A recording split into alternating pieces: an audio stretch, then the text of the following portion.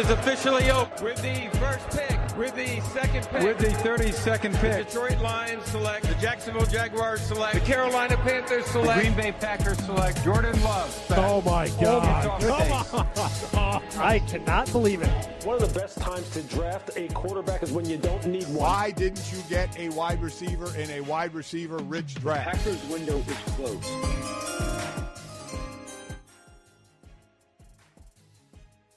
Good evening. It is NFL Draft Thursday, and I myself is fired up and ready for the NFL Draft, and didn't get to do a live show last year as I was in Green Bay, Wisconsin, but this year, back at home, watching the first round of the draft, decided no better person to do it with than Emlyn Thomas, who I think the last couple of these I've done, you've been co-hosting with me. I appreciate you jumping on and doing it again. Yeah, appreciate the invitation. This is always one of my favorite days of the NFL offseason, and I'm looking at the TV out of the corner of my eye, and it looks like it's a beautiful night in Pittsburgh, and this could be an exciting draft in a lot of different ways. Yeah, definitely looks like a fun night in Pittsburgh.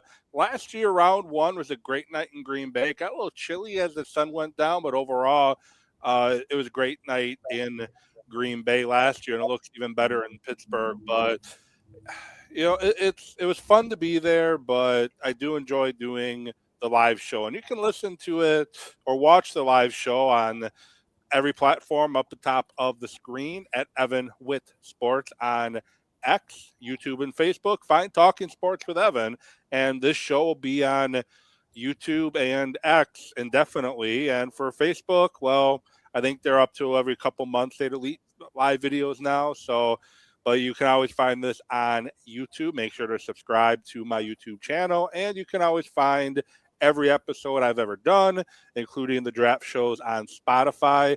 Scan the QR code in the corner of the screen, and that will take you to my Spotify, and you will see every episode of Talking Sports with Evan. And Emlyn, seems like the last time we did this show, not a very deep quarterback draft, and once again, not a very deep quarterback draft. So we might only have one quarterback going the entire first round, and that'd be Mendoza, which I'll get into my concerns with him momentarily.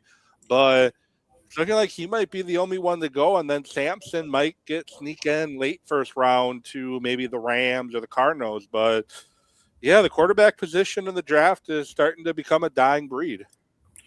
Yeah, I think that's a pretty accurate statement this year. I don't know if Simpson is a legitimate first rounder, although he's not, but it's all the fifth-year option stuff. It's all the fifth-year option stuff, which is an important consideration with that position, probably more than any other. And especially if somebody like the Rams or even the Cardinals take him, I don't know that he's ready to start week one or even in that first season. And another thing, he had some injuries last year, and he's small. And I think the other thing that's interesting this year is there's a lot of backup quarterbacks and guys that are veterans that are out there. You saw the Raiders sign Kirk Cousins, could still be a starter and may very well start the first part of the year for the team in Las Vegas. But then you've got other guys out there. You've got the Russell Wilsons of the world. We've got the Steelers don't know what's going on with Aaron Rodgers, or maybe they do, and they're just not tipping their hand. But there's a bunch of backup quarterbacks. In fact, there's news coming out today that it looks like Jimmy Garoppolo is going to hang it up, and that may tip the hand a little bit for the Los Angeles Rams, that they may want to go ahead and get started on potentially their starting quarterback for 2027. It's tough to say. Yeah, and if you need a quarterback, this is definitely not a good year to need one. Next year's draft looks a little bit better, but I know when you look at the draft as a whole, there's not really a lot of differentiate. There's not big differences between a top 10 guy and a top 20 guy this year. It just seems like it's not very deep. Well, I think not just deep, but it's an interesting draft. And people are talking about, well, it's kind of boring. There's not a lot going on. The Mike Vrabel situation is getting a lot of news because there's not a lot going on with this draft. We know Mendoza's going number one. Great. Mendoza's going number one. But when you get beyond that, especially when we get to that second pick and we start getting into these top 5 picks, there's a lot of players that are very close together in terms of their skills and their talent. And it may be one team favors one more than another. And there may be some trades. We've got a number of teams with some multiple picks in the first round where that could be something that's going on. You've got situations popping right up until draft time. Just an hour ago, it looked like George Pickens from the Cowboys signed his franchise tag, and now he's eligible to be traded. If the Cowboys want to do something that only the Cowboys do, it's impossible they can be trading him and drafting a wide receiver in the first round, which makes minimal sense. But then again, you have teams like Cleveland in the draft that are looking at quarterbacks too. Yeah, well, for a Packer fan like me, it's kind of a different type of draft. For the first time since you know what year, the Packers do not have a first-round pick. Oh, boy, that's a tough one. 1989. Close, 1986. All right. So, yes, in 2007, they traded out of the first round on draft day and took Jordy Nelson. 2017, they traded out of the first round and took a corner. I'm not going to mention his name because I don't want to scare listeners away by mentioning that name. But they've always had a first-round pick, but this year, for the first time since 1986, they don't have one. So I don't envision the Packers having enough to trade back into the first round to try to get a player that they need. But, hey, this is an NFL draft show, not just a Packers show, but we'll see what the Packers do. You look around the NFC North, I guess, the Lions could use some offensive line help. The Bears, they had a very good year, but can always get better up front. And then the Vikings, Kyler Murray, is he the guy? And I honestly don't know. It's intriguing. I think some of the divisional things, when you look at it, you've got the NFC East, they're all kind of bunched right there together, and they're all looking to improve.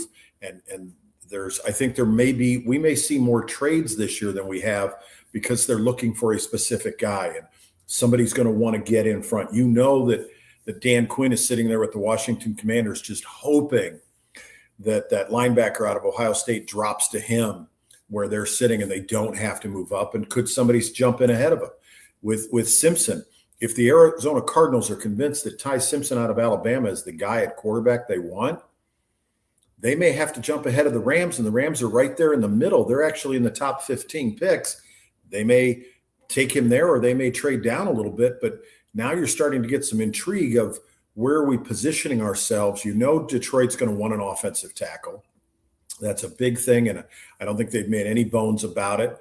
But when it gets to the wide receivers, they're all kind of the same guy. And a lot of your tackles are the same way as well. So who wants it? And we'll find out. And really, Fernando Mendoza, which the Raiders are on the clock now and about 6 minutes out. The last time that the Raiders had the first pick overall was also Roger Goodell's first draft that he announced. And they picked a quarterback with the number 1 pick, and that did not turn out well for them at all. No, Jamarcus Russell ended up being a colossal. Well, I'm not going to use that word because he might come try to find me and fight me for saying it, but we don't know the word. It starts with a B, but yeah. Raiders, as you mentioned, Mendoza. You look at the Jets number 2, then you got the Cardinals, the Titans, the Giants wrapping up the top 5, or now the Giants have 2 top 10 picks. Now, question, guy who's jumping up everybody's draft board, seeing it could be a top 4 pick, Jeremiah Love, a running back out of Notre Dame. What are your thoughts on taking a running back in the top 5 of a draft? Well, I think the hard part for me when I think of top 5 picks is I'm not drafting for position. I'm drafting for wardrobe. I'm looking for a guy that is going to, at some point in the future, wear a gold jacket. This is where you want somebody that's amazing. It's part of the problem I have with the Raiders picking first and picking Mendoza. I think he could be a really good quarterback. I don't know that he's a Hall of Fame quarterback. When you start talking about running backs, you've seen some guys get hurt. You've seen other guys get picked later in the draft, in the 4th and the 5th round, and be productive. Aaron Jones for the Packers great example of that. He wasn't even the first running back the Packers drafted that year. They drafted ahead of him, and he came on and did really well. In a 17-game season, which is probably going to be 18 games pretty quick here, man, it's hard to say I can give a running back that much. I also have a problem. Rookie running backs, pass protection is an issue. Can they get on the field? Can you leave them on the field on third down when it's an obvious passing situation and expect them to protect your quarterback? And then can you keep them involved in the offense when it's late in the game and you're throwing the ball on virtually every down, or did they just kind of take a seat? We saw it with the Colts in the playoffs a couple of years ago where Jonathan Taylor just kind of sat on the bench and it was late in the game and he wasn't impactful. To me, top 5 picks, I'm looking for left tackles, edge rushers, and corners, guys that can dominate and can do wonderful at those positions and have the potential to see themselves enshrined in Canton at some point in the future. Yeah. You have Gibbs and you have Barkley, 2 backs that were taken in the first round that have been very productive, although Barkley this past year not as productive, which isn't surprising. He had 2,000 yards rushing. I think every quarterback that had 2,000-yard rushing season had a bit of a down year the following year because that's a lot of wear and tear on your body to get become a 2,000-yard back. But I just don't – the running back position overall, it's just not that valued. And I get Love as a special player. He can catch the ball. He can run the ball. Everything about him screams top talent. But like you, I have a hard time justifying taking a running back top 5, top 10. You know, what if he turns into be another Trent Richardson of all people, or Arnell Cadillac Williams who couldn't stay healthy, or a Felix Jones? Keyshawn Carter, same thing with him. And you also have to factor in, look at what happened last year in the draft. You had a situation where the Raiders were sitting there with a prime pick. They pick a running back, and they still have a terrible offensive line. That doesn't do you any good. He had a lackluster first season. Is he incredibly talented as a running back, Genty? Yeah, he is. But if you can't block up front, I don't see the value, and I understand the passion for it, but this is not the 1970s. You need other things more importantly than a running back that's that high in your pick. And you're one knee injury away from the guy being nothing.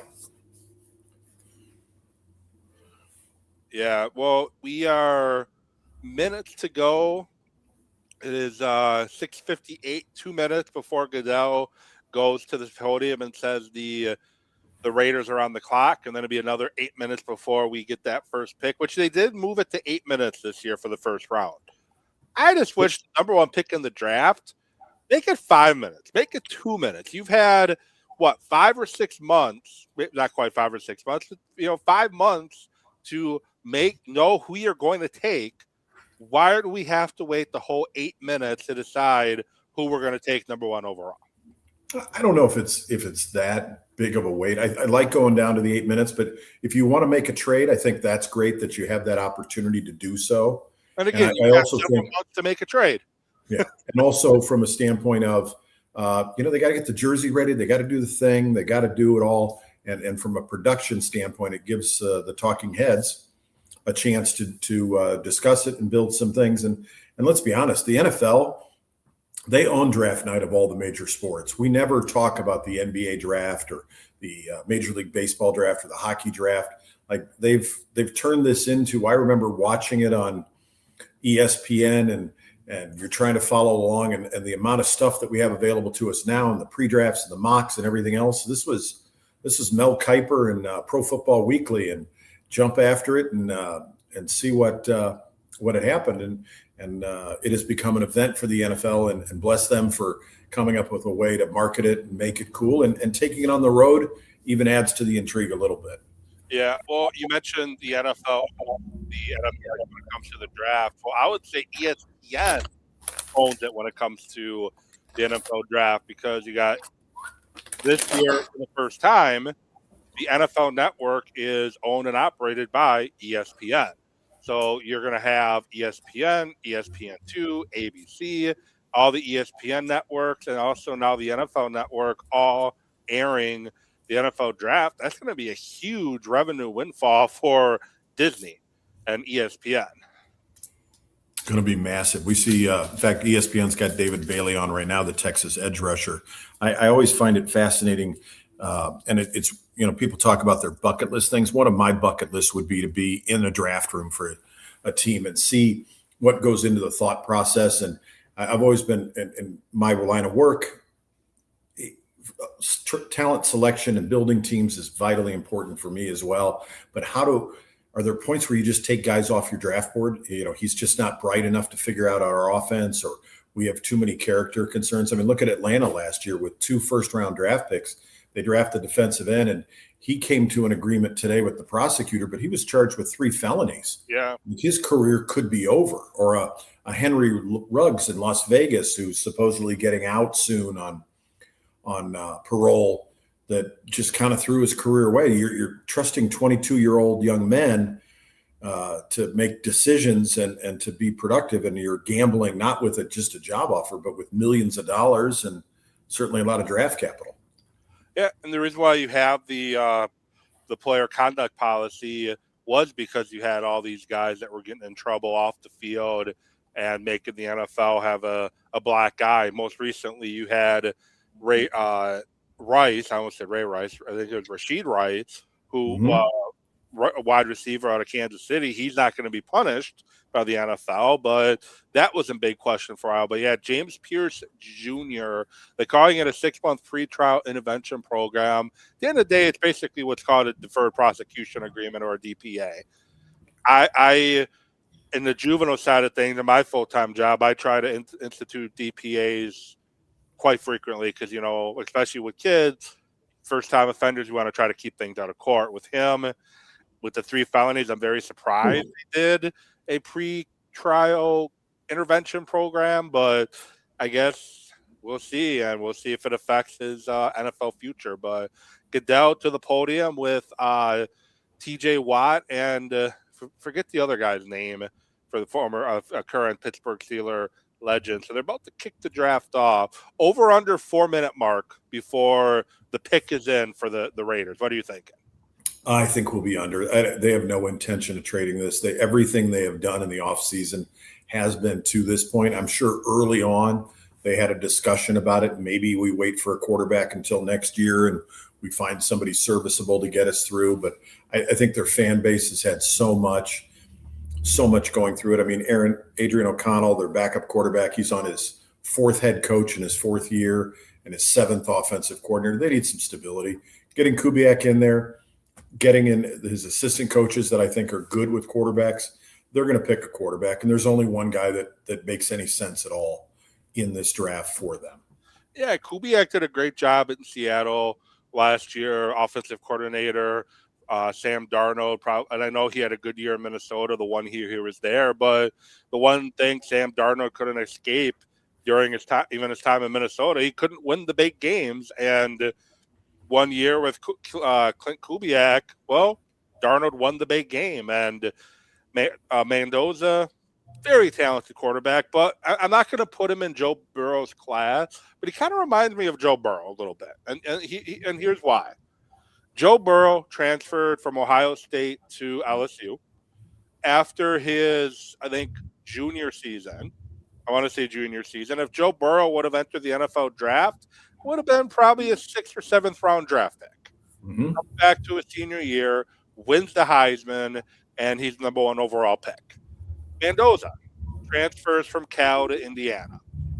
If he would have went into the NFL draft rather than transfer to Indiana, probably a 5th or 6th round draft pick in last year's draft.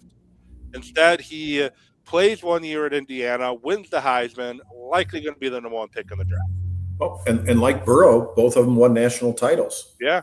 Went undefeated and did it. I think it'll be interesting to see. You're going to see a lot of guys in this first round that started their career somewhere and ended up someplace else. And I think the NFL is saying, look, we value player development, and you're not going to have guys that are going to sit.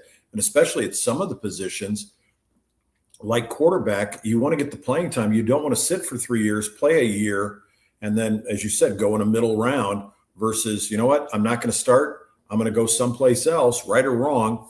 And they're going to go and not necessarily just chase the bag, but get an opportunity to play and get out there and get film on themselves and hopefully better their draft position. Yeah, and you also have guys staying in college an extra year, and you're seeing it both in the NBA and college basketball and the college football. Guys would rather stay another year, and part of it is to kind of control where you might get drafted, and the other part is I'm probably going to make more money my senior year at Florida as a basketball player than I will my rookie year in the NBA. Now, I'm not going to get in on any. We're not going to spend all show talking NIL. I think in theory it was a good direction, but how it's been rolled out and the fact that there's been no guidance whatsoever or no rules, I guess I should say. Now you're trying to put the toothpaste back in the tube, and it's just not working anymore. And then the endless transfers. I've always been a supporter, and now other people are coming out saying it. And even before NIL, I've always stated everybody should get one freebie transfer. Unless the coach leaves, then you can get a second one. But if you leave again, then you got to sit out a year. But right now, you can, going back to basketball, AJ Storr, former Badger, he played at 4 different colleges during his college career. He played at 4 different high schools during his high school career, just jumping from school to school to school to school. And it just, you never get the development that you could have. And you never really, like the 2014 Badger team in basketball was special because you had guys that had played together 3 or 4 years. College sports, football and basketball, you're just not going to see that anymore. No, and where I think it's going to be a little disappointing, and this is still an evolving thing, there are going to be guys, especially in basketball, that just don't make it. And how do you go from I'm making $500,000 a year playing college basketball and I'm a big man on campus and life's great to, I'm working a $60,000 a year job because I didn't finish my degree. And what connection do I have? I think Simpson was asked about leaving Alabama and doing something different. And he said, hey, I could never see myself anywhere else because you have an association, a thing, a touchstone with your current school. And what is that for your legacy from your own standpoint? So I think it is different. But in Mendoza's case, it was brilliant. Worked out perfect for him. And here he has a chance to go and to better himself and play at a high level and really help to turn around a program, which has got to be appealing to the Raiders as well, too, that he's a guy that has battled some adversity and come out of it with certainly all the accolades that go with being a winner. Yeah, now it's just going to be a determination. How does Mendoza adjust to being an NFL quarterback? He was a good athlete, places the ball pretty well, pretty good pre-snap. But the issue you're going to run across with him, Indiana ran a lot of RPO, very heavy RPO. And I know NFL RPO is there, but not as much as he did in Indiana. He never really had to get to a third or a fourth read. The NFL, you're going to have to. These corners are much better than anybody he went up against at Iowa or Wisconsin. And he doesn't always identify unblocked pressures. And if he doesn't identify a edge guy coming off the edge on a blitz, untouched blitz, he's not going to last very long in the NFL. So things that you can improve on, but things he definitely needs to improve on. Well, I think signing Kirk Cousins was a brilliant move by the Raiders because you get a quarterback that physically is very similar and personality-wise seems to be very similar. I've never understood when teams will put together a couple of different quarterbacks and they don't look anything alike. I think you have to Atlanta signing Tua and getting a second left-handed quarterback kind of makes sense at a certain level because you just want guys that the offense doesn't change based on who's in there. I think Kubiak will be good. His assistant coaching staff, he brought in Mike McCoy as an assistant head coach. I know he brought his quarterbacks coach over from Seattle, and he's going to be the coordinator. Reality, Kubiak's going to be the coordinator. But the other one I think that's huge for them is they brought in Rick Dennison. He's a good offensive line coach. And quite frankly, last year, They did not have a good offensive line, and they didn't have a clue what they were doing. And the disconnect between a head coach and an offensive coordinator who didn't really get along, or Pete Carroll, for everybody wants to put him in the Hall of Fame, and he's terrific and a lot of other things. To me, he's a coach that meddles a lot, and he caught lightning in a bottle with Seattle. But other than that, his head coaching record is not stellar. And you looked at a situation last year that was just abysmal, that by putting in the right O coach and putting in the right offensive line coach, all of a sudden we may see a very different Raiders team, and that could be good for Mendoza because a lot of other pieces are in place. And they spent a lot of money, as we know, this offseason. They almost traded Max Crosby, but that fell through. So you're bringing Max Crosby back, might be a little angry and motivated. Tyler Lindenbaum signed to a 3-year contract. Dean from Philadelphia signed with them. Quay Walker from Green Bay signed with them. Kirk Cousins, you mentioned. The pick is in. Now it's just a matter of waiting for Goodell to go to the podium to announce it's Mendoza. But and I think outside of Ashton Genty, this is really a case for the Raiders. They get a second draft this year because all the guys they drafted last year, Pete Carroll didn't play them. No. And so now you've got a second-round draft pick you've already spent on a wide receiver that just didn't get a whole lot of time. Yes, he's been in your building. Yes, you've been working with him. But there's a lot of guys with a redshirt year from last year. They picked a couple of offensive linemen in the middle rounds. They may develop. So we'll see who's now in. The pick is in, and not shockingly, Goodell's getting booed, of course, because that's what I don't even think they realize why they boo him anymore. I think it's just a tradition. But obviously, not shockingly, going to be Mendoza. And you know who's going to be probably extremely happy about Mendoza being the quarterback? Tight end by the name of Bowers. Oh, yeah.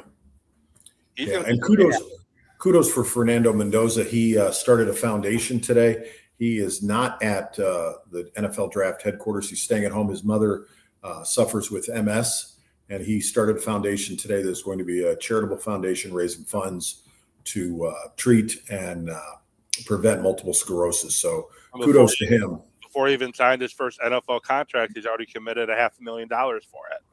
Yeah, nice to see. And I think he is the anti-Jamarcus Russell. For as talented as Jamarcus Russell was, and he was just God-given ability and incredibly gifted, the space between his ears was not all there, and he wasn't committed. And this kid looks like a grinder who's going to get in there and he's going to make it work. And yeah, he's a little quirky and he's a little awkward at times, but so is Kirk Cousins, and he's had a pretty long career. And I think that will be a good quarterback room for the silver and black.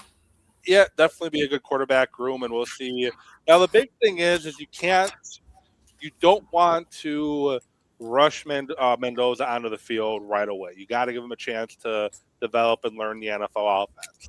One of the biggest issues you see in the NFL nowadays is there's quarterbacks anymore. Look at Tennessee. They draft Malik Willis. The very next year they draft Levis. Then a year or two after that, they draft Cam Ward. So teams just aren't patient with quarterbacks anymore. And I hope with Mendoza they're patient because he's going to have to learn how to play in the NFL. He's going to have to learn how to read the whole field. He's going to have to learn how to look for his third or his fourth option. And he's going to have to learn how to play under center because I don't think he played under center very often in Indiana. And that is a completely different game to get under center. And that is a big part of Kubiak's offense. It's a big part of that Shanahan tree of the run game, getting the play action passing. And unrelated, but his offensive coordinator at Indiana was Mike Shanahan. No relation, though, to Mike Shanahan, but it's kind of funny you said that. Yeah, this is a good pick for them, and hopefully it'll give them stability. And I mean, he may not be a Hall of Famer, but he could very easily be a 10-year starter in the NFL, and they could put this position to rest for a long time. Yeah. Kirk Cousins not going to be a Hall of Famer, but he's had a pretty good career. I know he would have wanted some more playoff wins, but he's been fine with the NFL career he's had. And now you got the New York Jets on the clock. And question is, what do the Jets do? Obviously, quarterback's not on the table. Number 2 is going to be a big jump for Sampson. Running back, I don't think they go Love. They don't really need a wide receiver. So I'm guessing they go somewhere on the defensive line or edge. It's got to be an edge player. And the question is, do you want a guy who's done it, or do you want a guy who is a bit of a projection? Can he put his hand in the dirt or in the turf at MetLife Stadium and just rush the passer constantly? And this is where these picks in these first 5, I think the linebacker out of Ohio State, Sonny Sykes, is probably the best athlete on the board right now. And Avril Reese is probably the better defender out of the two. So does Sykes go here? No, because he plays an inside linebacker position, and they're not going to see him as an edge rusher. So even though he is just incredibly athletically gifted and probably is one of those gold jacket players, he's going to have an incredible career. Does he get passed up? And you've also got to factor in, and that was quick for the Jets. You got to factor in, I think Aaron Glenn's under a lot of pressure. I'm a little surprised that he came back. Here's a guy who people were not super high on coming in as a head coach. He came in, he's dismissed both of their coordinators are gone. He thought Justin Fields was going to be the answer. He thinks that Geno Smith is going to be the answer. I think he is fighting for his job and hanging on. He could easily be the first coach gone this year. And the GM's got to be thinking, I might be gone too. So they need to nail this pick hard. Yeah, 29.6 points per game allowed, and he's supposed to be a defensive genius. Not gonna get enough much more of opportunity if that defense doesn't turn around. No defensive interceptions in 2025. First team in NFL history to not have an interception during the season. And he was a defensive backs coach and came up that way. He played defensive back before becoming a defensive backs coach. So defense is definitely where they're going here because the defense for the Jets was bad. And Goodell, Wade, yes, there he is. Now, I think the bigger question with the Jets is do they get back in the bottom part of that first round if Simpson gets past the Rams in the middle of the draft? If they get into the 18s and 19s and 20s, do they get back in? And as you alluded to earlier, having a quarterback and having that fifth-year team option makes it more attractive, which you don't have in the second round. David Bailey, edge guy from Texas Tech, he's a guy that you mentioned before we really got going. But David Bailey, the Beast, the Athletics publication had him as the 7th rated player in the draft and the number 2 edge guy. He's almost 23 years old, and he's a big guy too. His size is pretty good. Combine, he measured 6'3", 251.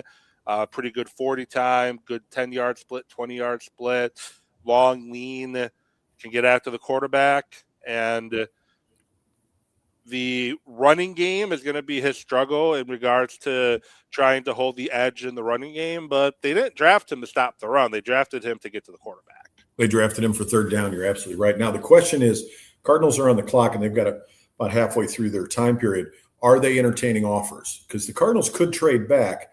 I've heard rumors about Kansas City in particular wanting an edge, and this might be the spot for them to jump up from 9. I've also heard about New Orleans wanting an edge rusher and wanting to jump up. This could be a spot where they jump up because Tennessee, you got to think, is looking defense at the next pick with Salah as their new head coach. Or looking at running back in Jeremiah Love. Well, you got that one too. So is this the spot you get? The Giants are at 5, and they have 2 picks in the top 10. I don't know if you can see the comment, but hi, Emlyn from Team Morris. If you can't see that on the screen. Kelly Monk 4923 from YouTube. Hey, Team Morris, represent. So appreciate you watching. I appreciate all those watching live. And, I know there's a lot of options out there to watch NFL draft coverage. There's the professionals on ESPN. There's a bunch of other live streamers like me. But I appreciate you spending, even if it's just 2 minutes with us, 5 minutes with us, 5 hours with us. I appreciate it. And for those that are watching, go to YouTube, subscribe to the show, like some episodes, check it out. Go live, follow on Spotify, the little QR code in the corner. You can also find me on Instagram and X at Evan with sports, or you can always find me on Facebook, Talking Sports with Evan. Also find me that way on YouTube as well. So, but about 35 minutes into the show, and I was asking you before the show, and I noticed the Chicago Tigers, and let the viewers know what the Chicago Tigers are while we wait for the Cardinal selection. Sure. Years ago, I was losing some weight and I wanted some rewards for myself, and I wasn't going to do food because I was trying to drop some pounds. So I started getting defunct Chicago T-shirts of teams that had played in Chicago. And I've got World Football League and USFL and all these old ones. Well, I found this one. This was the last one when I finally broke 200 pounds. And the Chicago Tigers are one of the original NFL teams before they were the NFL. The first year, 1920, there was the American Pro Football Association, and there were 3 teams in the area here in Chicago. We had the Racine Cardinals that played at Racine Park, nothing to do with Racine, Wisconsin. And they were called the Cardinals because they got their uniforms hand-me-downs from one of the premier college football teams in the country at the time. Hard as it is to believe now, it was the University of Chicago. So they played in Racine Park. The Bears were playing out in Decatur, Illinois, which is a far southern suburb of Chicago. They would become the Chicago Staleys later, and then the Chicago Bears in 1922. But the Chicago Tigers were a team that played at Cubs Park, which people now know better as Wrigley Field. And at the end of the season, they kind of collectively got together, and the discussion was, we don't think Chicago can support 2 teams. So they had an idea to have a playoff, and they played a game, and whoever won the game would remain. So they played the game. The game went into overtime, and the Cardinals won in overtime. And that's where the term sudden death comes from, because the ending of the game, once they scored, the game was over in overtime, and the Chicago Tigers were no more. And it was the death of their franchise and organization. It definitely makes a whole other meaning of the term sudden death. You lose, you're done. Kind of like a WWF style that the loser leaves the company or the loser must retire type match. Yeah. I was looking for a Hammond Pros T-shirt to wear because there was a team in Hammond, Indiana back in the 1920s when Wisconsin had 4 teams at the same time. And we may very well have a rekindling of the Hammond Pros if the Bears decide to move out of the state. Now, I think marketing-wise, they'll continue to be the Chicago Bears. They'll just kind of be funny as a Wisconsin guy that they're playing in Indiana. But to me, it's just the same as the New York Jets and the New York Giants. They don't actually play in the state of New York. They're across the river in New Jersey. So it's not like it's unheard of. Again, as a Packer fan, it's just kind of something to kind of laugh at them about, which would be humorous. But really, Hammond, Indiana is only 20 minutes from downtown. It's actually closer than Arlington Heights is. I think they end up in Arlington Heights, but who knows? At this point, who knows? And Indiana may actually come in and swoop and steal it. We may have a situation where Indiana has 2 NFL teams in the state. Rumor had it Iowa's trying to swoop in too and steal it for the other side of the state. Entirely possible. I mean, it's a big deal when you've got the franchise. All right, so the Cardinals here are going to make their selection, it looks like. And we got to you got to think edge rusher. Whoa.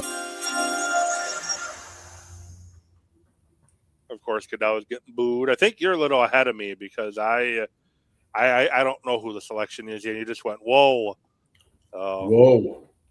Well, the head coach, his brother coaches in Green Bay, and they love running backs. The Packers invested heavily in getting a running back and getting rid of Aaron Jones and bringing in Josh Jacobs. So this must be something that the LaFleur family believes heavily in, is having a running back is key. I'm sure there's a lot of disappointment in Tennessee right now. Yeah, well, he's just 20 as well. He's about to turn 21, so he's a younger back, and he's an explosive back. He makes big plays happen. You get the ball in his hands, and he can take it the entire length of the field. Dork Walker, a road winner, ran a 4.36 combine, 40-yard dash time, a 1.53 10-yard split, and he's just a very explosive athlete and very good feet, can go laterally. we'll just see how that quickness can adapt to the NFL. One of the weaknesses is he likes to go big game hunting, meaning he wants to try to get a big play instead of wait for developing lanes. So in the NFL, you're going to have a hard time hitting that corner on some of these linebackers you're going to be facing. So that's going to be the question: is can he be more patient when it comes to waiting for run lanes to happen, and he's got to get better as a pass blocker, which I know it's not a big deal per se, but right now if you look at Green Bay, when Chris Brooks is on the field, they're likely passing the football because he's such a good pass blocker. When Emmanuel Wilson was on the field, they're probably running, so you don't really want to tip your hat like that.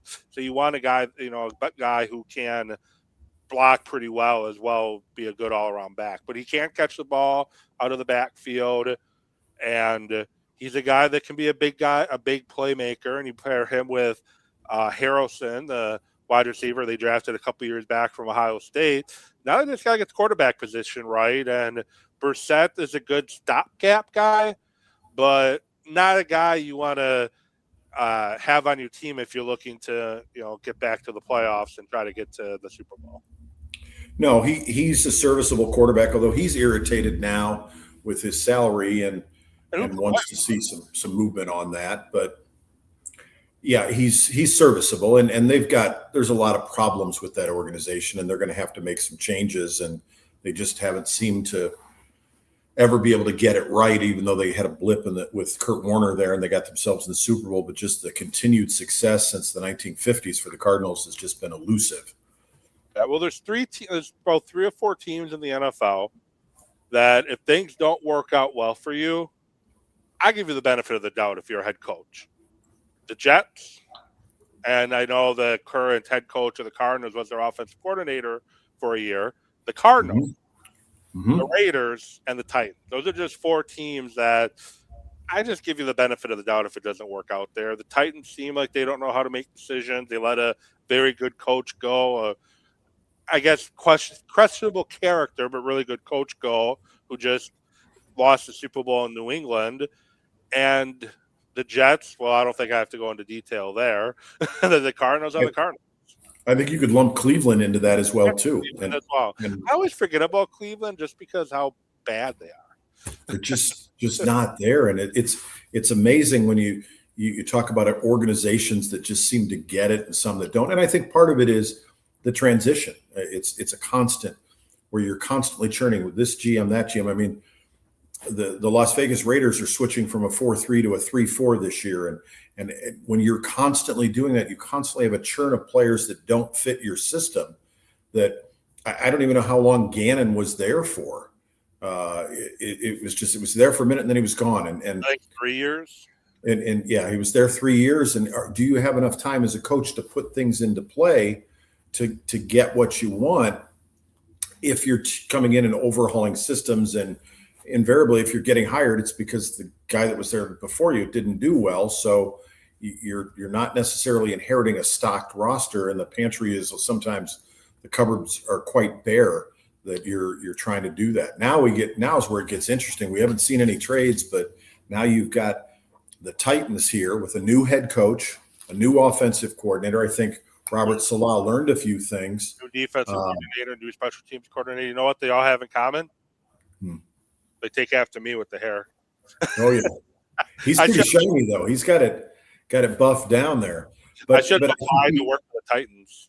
I think you got a more experienced offensive coordinator now that he never had with the Jets. I mean, you got Brian Daboll, who's been a head coach in the NFL and had some success on the offensive side of the ball, and I think that puts them in a better position. I think they're going offense because Daboll's on the phone with somebody. I'm guessing he's on the phone with whoever they drafted.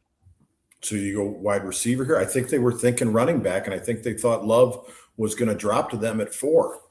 And now the next running back taken is probably not going to be until tomorrow. That's entirely possible. I don't think there's anybody that's going to be there. There's no other running back rated in the first round. The next guy will likely be Love's teammate,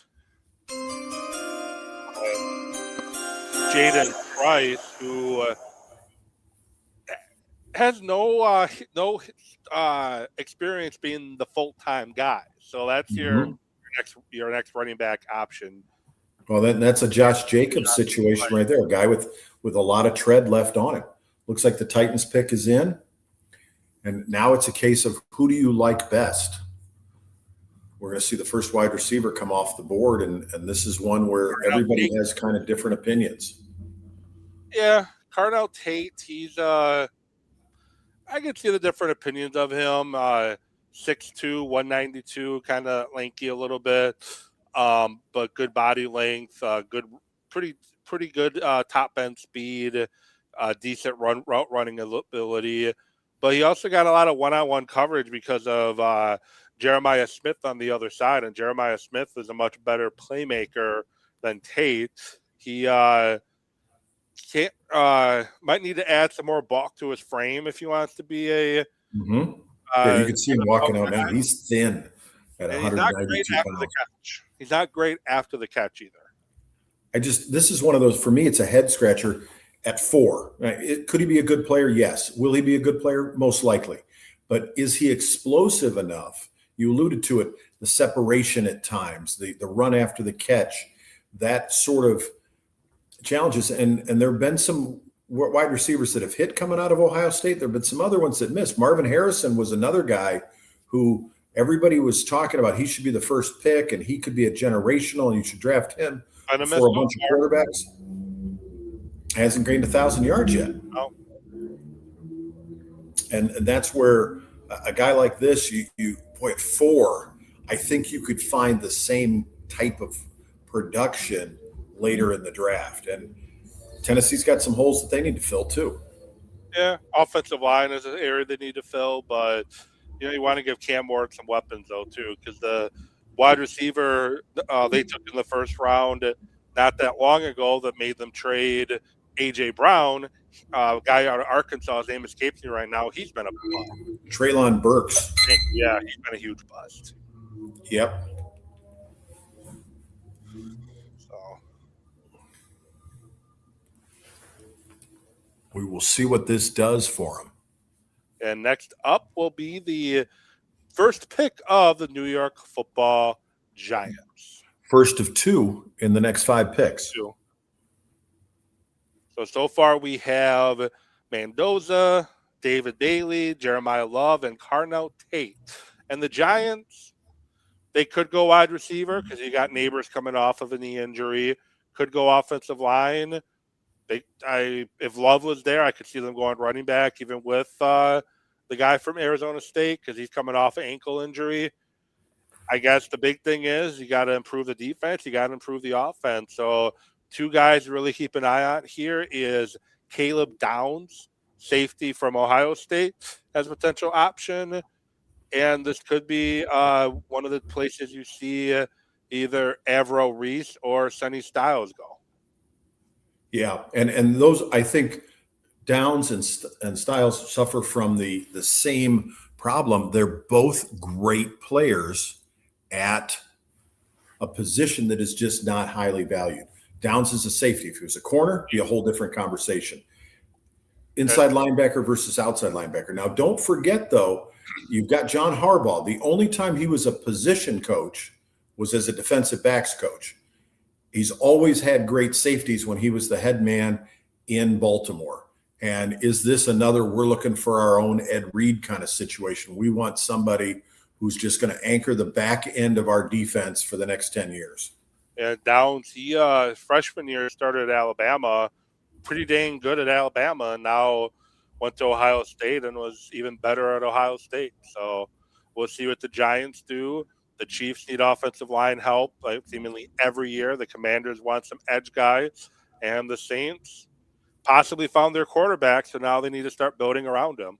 Those are the next few picks coming in. The Giants pick is apparently in, but, we got to do the commercial first and add some suspense to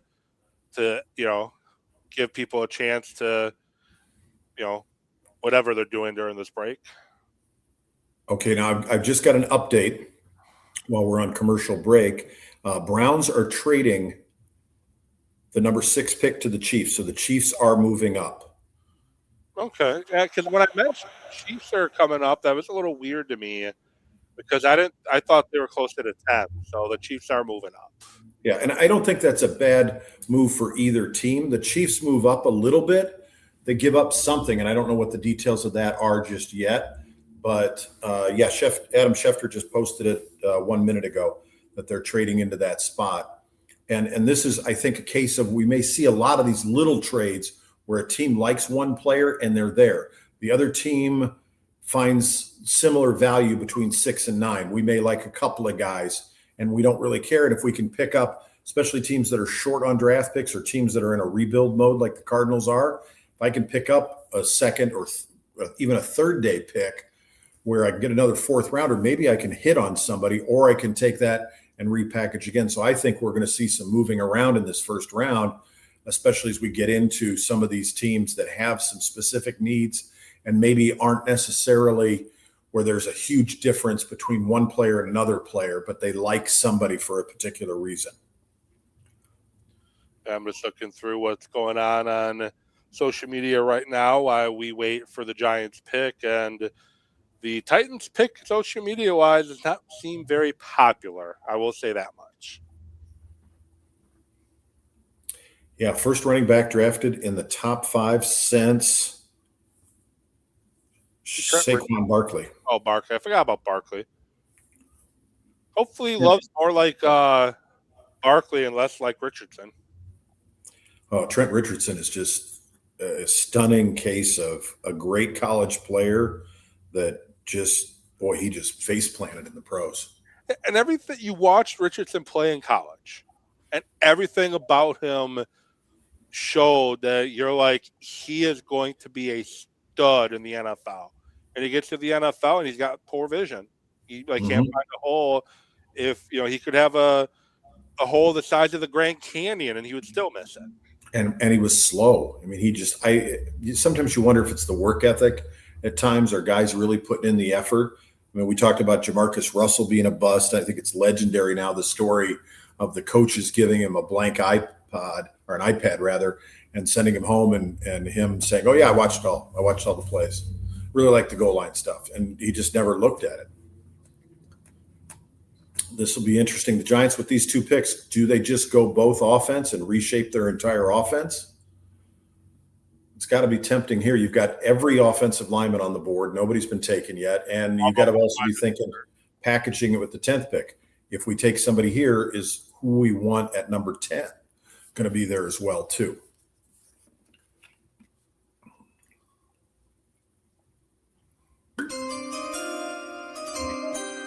You're going to want to take that little tone and stuff it someplace by the end of the night, aren't you? A Pavlovian response to it. I want to get that as a ringtone. So they have the family of United States Army Major Paul Folkley joining him on stage to give the selection. Hey, that's the way you're going to guarantee you don't get booed. Bring children of a military guy out there. Yeah, TAPS is a good organization. One of the groups I volunteer with, Operation Barbecue Relief, they work closely with TAPS to bring people out to our Camp OBR. It's where they've families that have lost a service member, and it can be a very moving experience for them as they deal with their grief. And we're happy we can provide a little respite for them. Yeah. So my guess is the guy on the far right is going to get he has the envelope in his hand, so he'll probably get it. He's running through it in his head over and over again. Gotta say the name right. Gotta say the name right. Gotta say the name right. All right. So Reese dropped to number 5. An explosive player, a guy is he an edge? Maybe he's an edge. Maybe he's not. Third-year junior. He's good size, too. He's 6'4", 241. So he's pretty decent size. Probably be more of a 3-4 edge than a 4-3 defensive end. So maybe the Giants are moving to a 3-4 base front. We'll see. But you look at his stats. He 6.5 sacks his last year in Ohio State. So it doesn't really have eye-popping numbers. 10 tackles for loss. So he first year played 8 games, didn't get register a stat. 2024 played 16 games, didn't start any, had 43 tackles, 3.5 for loss, half a sack. And 2025 played all 14 games, started all 14, 69 tackles, 10 tackles for loss, 6.5 sacks, and 2 pass defended. This is an example of drafting on potential rather than production in the college game. Absolutely. This is a bit of a projection, especially if you say 3-4 or 4-3, but let's be honest, at least 50% of the time, teams are playing nickel nowadays. Yeah. So it's just schematically, where's he going to line up and go? But a bit of a projection for him. I think having as many coaches on the coaching staff from Stanford gave the Jets some insight into the guy that they picked, which is why Reese could have gone 2. But I think the Cardinals were taking a sure thing at number 3, and this is a little bit of a projection. But from what I'm hearing is Thibodeau is not going to be traded. They are going to keep him, and this is not a reflection that they want to get rid of their former first-round pick that's playing at the other edge side of it. But that'll give them bookends there to get after some people. Well, when you look at the Giants in 2007 and 2011, why did they win the Super Bowl? They had a pass rush that could get after it. They had Tucker.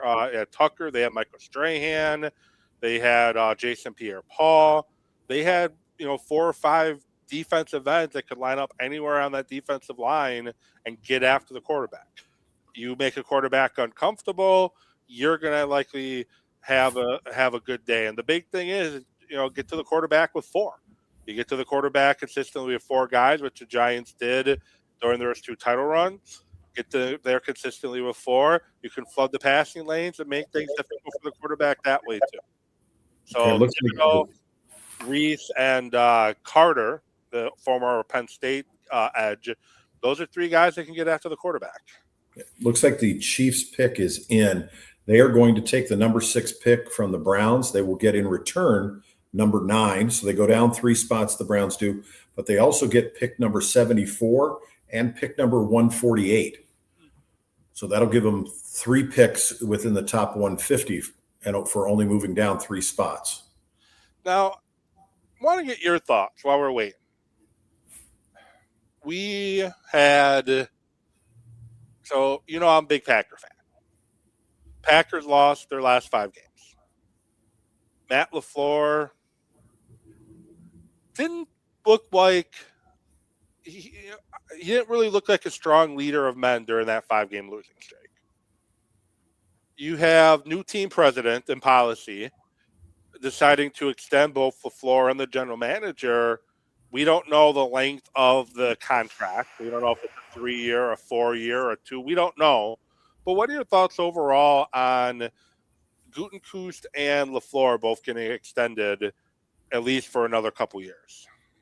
Well, I think it's difficult. There was a period of time where if you didn't make the Super Bowl within your first 4 years as a head coach, you didn't make it. Like you just weren't going to. So I think there has to be some immediacy. LaFleur has been a very, very good coach for the Packers. Policy made a trade for a defensive end. He took a page out of his dad's book and said, we're going to do this. We're going to get this edge rusher. It was not one, I think Micah Parsons is a great player, but it is one that kind of handcuffs them that they're going to have to win in these next 2 or 3 years, or they're just not going to be a viable team after that. So I have a hard time justifying. You're really good. I think what's interesting to me, the one interesting thing that came out of it, there was a comment. It was after Dobbs left and after they got rid of another wide receiver, and it was, we want to get back to running what we do. I think LaFleur got caught up in, and he didn't do what LaFleur wants to do all the time. And the jet sweep is the prime example. Like that is a base of his offense, and it was missing. First surprise of the day, Mansour Delane from LSU. I did not think he would be a top 10 pick, corner out of LSU, but that's who the Chiefs go. 5'11", 187-pound corner. Obviously pretty good straight line speed with a 4.38 40 and a first-team All-American. Just not expecting him to go top 10. Whew. And I say this as a guy who's 5'10" and 7/8. 5'11" and 3/4 and 187 pounds looks a lot like a slot corner versus a boundary corner. Yeah.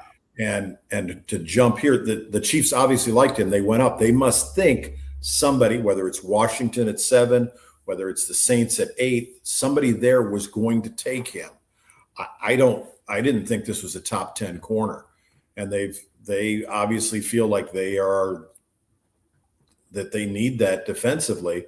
It's been a turnstile for them. They got rid of a corner and traded him to the Rams in the offseason. So now you draft a kid and he's just smallish. You're in a division where maybe the third corner is that big a deal, but I see him having a hard time matching up against some of these 6'2", 6'3", 210, 220 plus guys on the outside. Yeah, combine he was 187. His pro day he was 182. Didn't do any drills at the combine. Only did the 40 at his pro day. Quick-footed, smooth hip action. As the beast for the Athletics, has mediocre play strength and get hung up on perimeter blocks. And he played at Virginia Tech for 3 years before transferring to LSU, and he's a guy who had he had 9 pass breakups his freshman year and 8 games played to 13 this most recent year at LSU. Most interceptions he's had in the season was 4, 2024 at LSU, and 38 tackles, 54 tackles, 54 tackles, 45 tackles. He just doesn't, he didn't have a lot of opportunity to make a lot of plays at LSU either. Or at Virginia. No, and a smallish guy that, okay, I guess you're saying we're afraid of the quarterbacks in our division. We need to get as many corners as we can get our hands on, but this will be interesting for them to see. Just 4.7% of career defensive snaps came in the slot. So he's a slot body, but didn't play in the slot much in college. No, but it's a different game as you get up. Now you got Sonny Styles is still there. I got to think that Dan Quinn is licking his chops with the Commanders, and we see their pick go in pretty quick. Like there's a guy that's fallen down. Caleb Downs is in that same spot. They're guys that just don't play glamour positions. No. But this guy's going to have to hit for Kansas City, or it's going to be a big miss for them with all those offensive tackles still on the board as well, too. So we've only had 1 wide receiver, and there's supposed to be a pretty deep wide receiver draft taken in the first 6 picks. We've had no offensive linemen taken in the first 6 picks. We've had no defensive tackles taken in the first 6 picks. And we've had, one edge guy? Mm-hmm. No, 2 edge. I mean, you got to figure the Giants went edge. Yeah, I forgot. So you had 2 edge guys taken in the top 7. Yeah, now Dan Quinn's another guy who's kind of hanging on for his job here in Washington. Can he stay afloat? Can he rebound? You've got a quarterback. You're set there.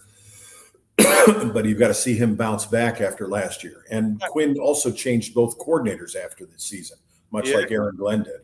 He definitely used his coordinators as a scapegoat for how last season went. But his quarterback wasn't healthy all last year. His quarterback was Rookie of the Year his first year in the NFL, but Daniels just couldn't stay healthy last year, and it showed with the performance on the field. You're basically trying to win football games in 2025 with Marcus Mariota, which he's a solid backup spot starter when you need a guy, but not a starting quarterback in this league. No, and a very similar style to Daniels. I really think I'm still, and I know everybody in Chicago is hyping and they're all on the Caleb Williams. If I were the Bears, I would have done anything I could to trade down, let Washington take Caleb Williams. Kingsbury was with them at the time as the OC. He coached him in college. Williams is from that area.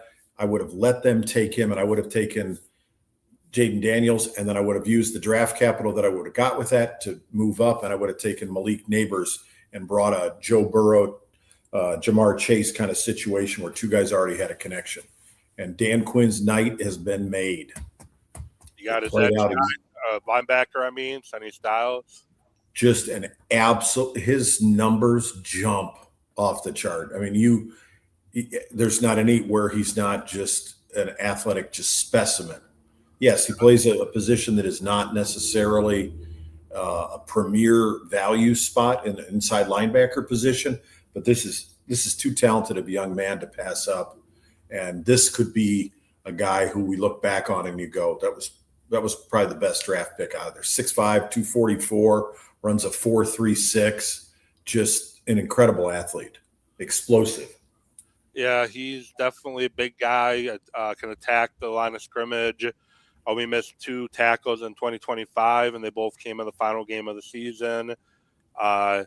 He great pursuit, as if you're watching this while listening to us, you're watching his pursuit and how he can get off blockers and get after guys. The one thing he's going to need some work is being able to anticipate the ball when he's in pass coverage, and got to get lower as a tackler. He tends to tackle high, and that's going to be a problem in the NFL. If you try to tackle high, you're going to get ran over by the Josh Jacobs or the Saquon Barkleys of the world. Yeah, he has some of those skills that you look at that. He is 7/8 wingspan. That's just incredible.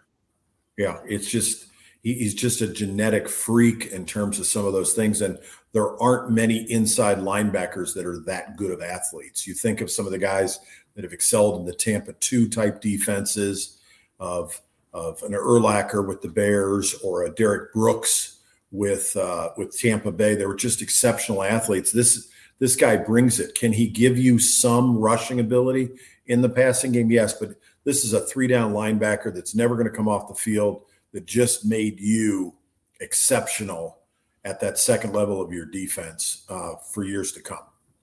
Yeah.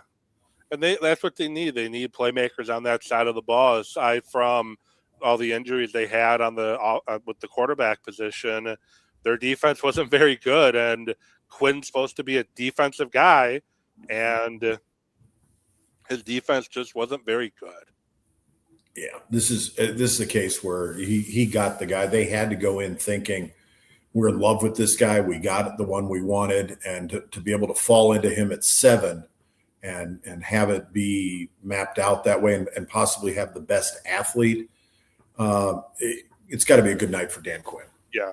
And now one of a wild card here is the New Orleans Saints. What do the Saints do? I gotta think you're going wide receiver here. You got to see a run start on them, but they've got to get some weapons for they've got a young quarterback. So wide receiver is still on the board. Malachi Lemon, Jordan Tyson, Casey Concepcion, Omar Cooper Jr., Denzel Boston. Boston's probably more a second guy. Cooper is probably a French first, second. So right now you're looking at Malachi Lemon from USC and Jordan Tyson from Arizona State. If they go wide receiver, likely be one of those two. Yeah, and this is a case where one team may value somebody higher than the other. It may be a case of, I like this person. Kellen Moore's going to want somebody who's very intelligent, who can understand it. His offense is somewhat complex. He's always been a cerebral offensive coordinator. Now the head man there. Who will he get what he wants? He tends to like bigger receivers.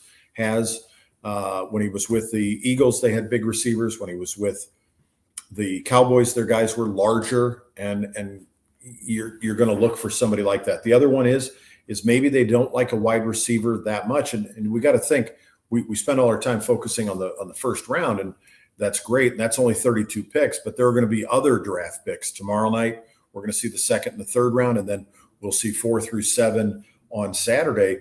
There may be some opportunities for you to add some really good players to your team that can be solid contributors that may come in those later rounds. So right now, I got to think you're looking at offensive tackle, you're looking at wide receiver, or is there somebody on defense, a Downs, the safety from Ohio State, or somebody else that you just go, man, we love that kid. We want him in our building, and we're going to go after and get him. So this is the Talking Sports with Evan NFL Draft Special with co-host Emlyn Thomas, and you can find Talking Sports with Evan anywhere you get your podcast.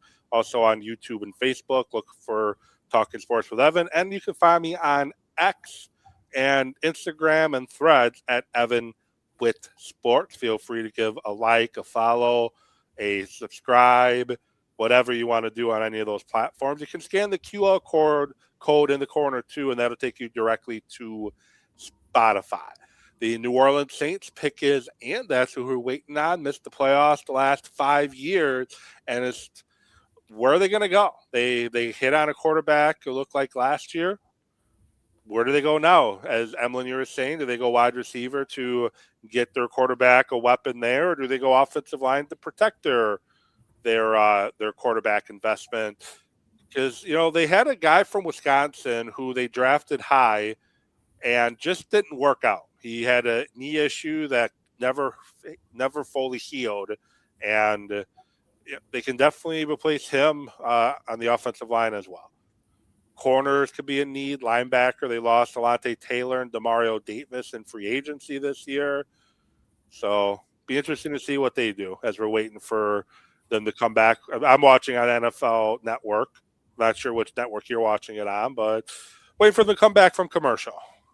Yeah, I think this is a case with New Orleans. You just, the cliche is the best athlete available. I think this is really what they should be looking at. They're building this team. This team is years away from being a contender, but you're in a division that's not that good. So you could easily go from worst to first in this division getting solid play. Who do they play against? You got the Atlanta Falcons, which is another franchise in complete disarray with an unproven quarterback, an unknown situation from them. You've got teams like that are there that this is one of those divisions that 9-8 could win it for you. Tampa Bay, their coach is coaching for his job right now. He probably should have been fired at the end of last year, but he's coaching for his job. And then Carolina, don't really know if they're legit or not. They're all four of those teams could go 7-10 at a heartbeat. And that could be an upside for them. It's never been a strong division, and it's not one that you look at it. And I don't know, they may very well have the second best quarterback in their division. I think Baker Mayfield's a decent player and he's done well, but the jury's still out on Atlanta's quarterback and on Carolina's. Bryce Young is tiny, and Michael Penix is what is he, like 50 years old? It feels like he's been around forever. And the concerns in college were that he got hurt a lot, and then what does he do? He gets hurt again. So it's just bizarre with them. So the Saints pick is in. I got to think it's wide receiver here. I think they have to get somebody to get the ball to them. We will see what it is. And talk about bad contracts in the past. They paid Michael Thomas, and then the next thing you know, he stopped playing wide receiver for them. Yeah, well, the Saints, they are definitely a kick the can down the road team. They want to just kick the can down the road salary cap wise, and that's why they've been in salary cap hell for a while. And they took Jordan Tyson from Arizona State, elite ball catcher who evokes Stephon Diggs and a likely NFL starter is what the Athletic classify him as. And he's 6'2", 203, redshirt junior. And his numbers, he had a really good 2024 with 75 catches, 1,100 yards, 10 touchdowns, 7 drops. Numbers dropped. He only played 9 games last year, 61 catches, 711 yards, 8 touchdowns. And I'm guessing the numbers dropped a little bit because quarterback play went down between the last year and this past year in Arizona State. Started at Colorado and played his last 3 years at Arizona State. So another guy who's been on multiple teams. He's made the transition. He's developed himself. And what I think is interesting here is there are many teams. I think if you polled a lot of teams, you would come up with Jordan Tyson was a lot of people's first wide receiver they were going to take over Carnell Tate. There are some that will tell you Carnell Tate from Ohio State is not a wide receiver 1. He's a wide receiver 2. And to be at the 4th pick to take a guy who wasn't even the guy in college, I think was very risky for Tennessee. So I think this will be studied for some time to come between these two guys because you could have had either one. Much like Reese and Bailey, I think were an option for the Jets there. I know they went with Bailey. There are a lot of coaches on the coaching staff for the Jets that were at Stanford when Bailey was there. So maybe they have some insight into him. But you're looking with Tyson, he's a bigger guy. He's 203 pounds. I think that's a legitimate 203. I don't think there's any concerns about his weight. They're about the same height, but he's had some injury history. He's missed time in each of the last 4 years. But if he can stay healthy and they can get him on the field all the time, this is a guy who could possibly surpass Carnell Tate's numbers very quickly. Here's his injury history, as you mentioned it. He missed 3 games as a redshirt junior because of a hamstring injury, which sidelined him for most of the draft process. Missed most of the 2025 spring practices because of an ankle injury. He, March 2025, broken left collarbone in November of 2024, which forced him to miss the Big 12 championship game and ASU's playoff game versus Texas. And he tore his ACL, MCL, and PCL in his left knee back in November of 2022, which ended his freshman season at Colorado and sidelined him for most of the 2023 season. So you got 1, 2, 3 injuries to the legs. And wide receivers, they need their legs to run routes. So that's got to be concerning. The good news for him, and I'm sure they've done the medical and checked him out thoroughly, the big injury is the knee. Ankles, okay, fine. Soft tissue injuries, guys will come back from them. They can linger, but you can heal a hamstring. But to have his ACL, MCL that far in the past, he's moved beyond that now. Yeah. And if he can stay healthy, and that's just a case of as good as the weight room is in college, you got to get these guys in. They've got to live in the weight room, and they've got to protect themselves and do the work they need to do to keep their bodies healthy. Yeah, with him, he didn't do anything at pro day, and the only drill he did at the combine was the bench press, which 26 times at 225 for a wide receiver, that's pretty dang good. 26 times for anybody is you've spent some time in the weight room. Remember the honey badger years ago that did 4? Like if you're doing 26 on the bench, that's a lot of reps. For a wide receiver, anything above 16 is great, but to have that kind of muscle recovery and to be able to just constantly crank them out, that tells me he has been in the weight room a lot. Brown's pick is in. Looking at the setup, it's very similar setup-wise that they had in Green Bay last year, looking at it. Now, you don't have Lambeau Field in the background, but it looks very similar with the stage and how they have things set up. It looks very similar to Green Bay last year. Yeah, for anybody that gets a chance, if you're nearby, it's a cool experience. The NFL brings a lot of things there that you can experience, and it's neat to see it. It's maybe not the best way to enjoy the draft. Put me on the couch and give me a couple of snacks and let me watch it on TV, and Mel Kiper in the background, Mel Kiper Jr. in the background, and it's awesome. But it's a cool experience, and certainly when it comes to your town, get out and see it. Yeah, it was a fun time in Green Bay last year. I just said, and I'll say again. Yes, offensive tackle, first one taken off the board of today. This is a smart move. There is some discussion has been had that Cleveland is interested in drafting a quarterback in this draft. I literally have no idea what the heck they're doing. Well, the only 2 quarterback options they really have right now is Deshaun Watson, who hasn't played in 2 or 3 years, or Shedeur Sanders, who is just, I don't think he's an NFL starting quarterback. But whoever's playing quarterback for you, Dustin Gabriel could still be that guy. You need offensive line to protect. And I think, if I'm not mistaken, they lost every single starter among the offensive line in free agency last year. Mm-hmm. So they're starting from scratch on the offensive line. And Spencer Fanu, he's a great guy to get started in rebuilding that offensive line. 6'5", 311, 313, runs pretty well. Bench press 30 times at his pro day, 32 7/8 arms, 80 1/4 wingspan. And he's a guy that can definitely protect the quarterback. I think he was more of a right tackle in college, but right tackle is more as it has ever been, in my opinion, because some teams are starting to put the quicker guy over there now. Well, and if Gabriel becomes your starter, he's a left-handed quarterback, so that is his blind side again. You've got a case. Todd Monken's their new head coach. He's coming in.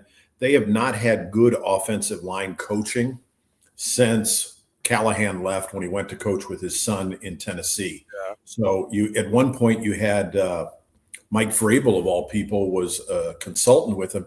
He was doing a lot of the day-to-day coaching. The Giants are up already now too. So now the Giants are on their second pick. Yep, Francis Muagoa, offensive tackle from Miami. He a big dude. Like, that's all I'm gonna say. Is he a big dude? 6'5", 330.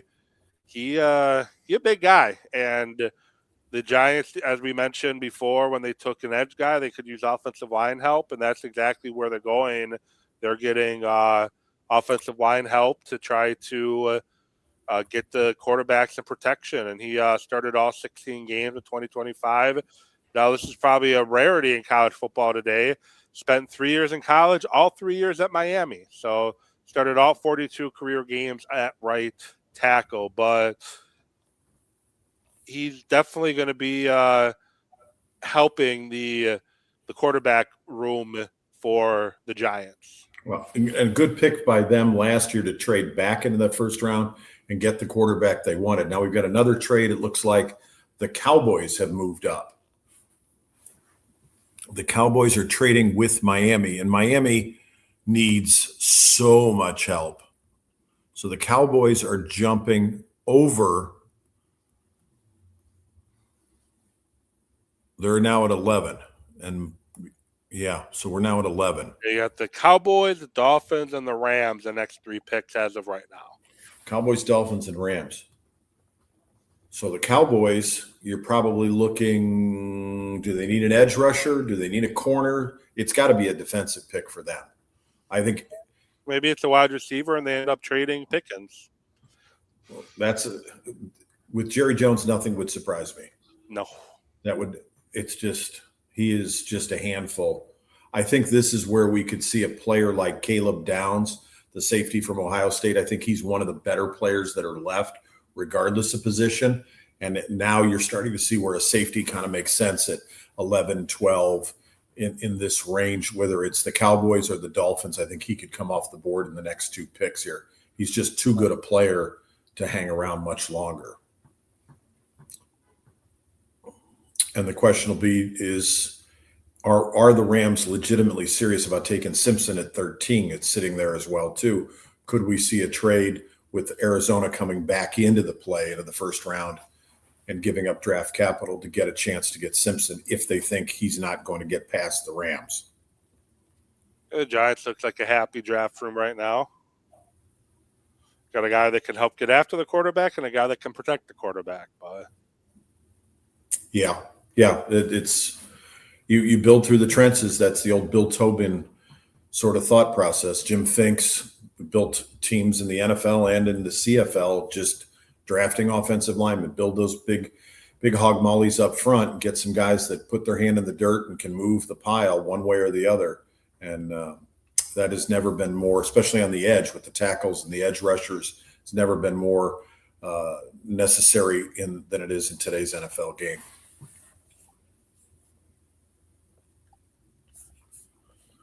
Now we're just waiting for the pick to actually come in.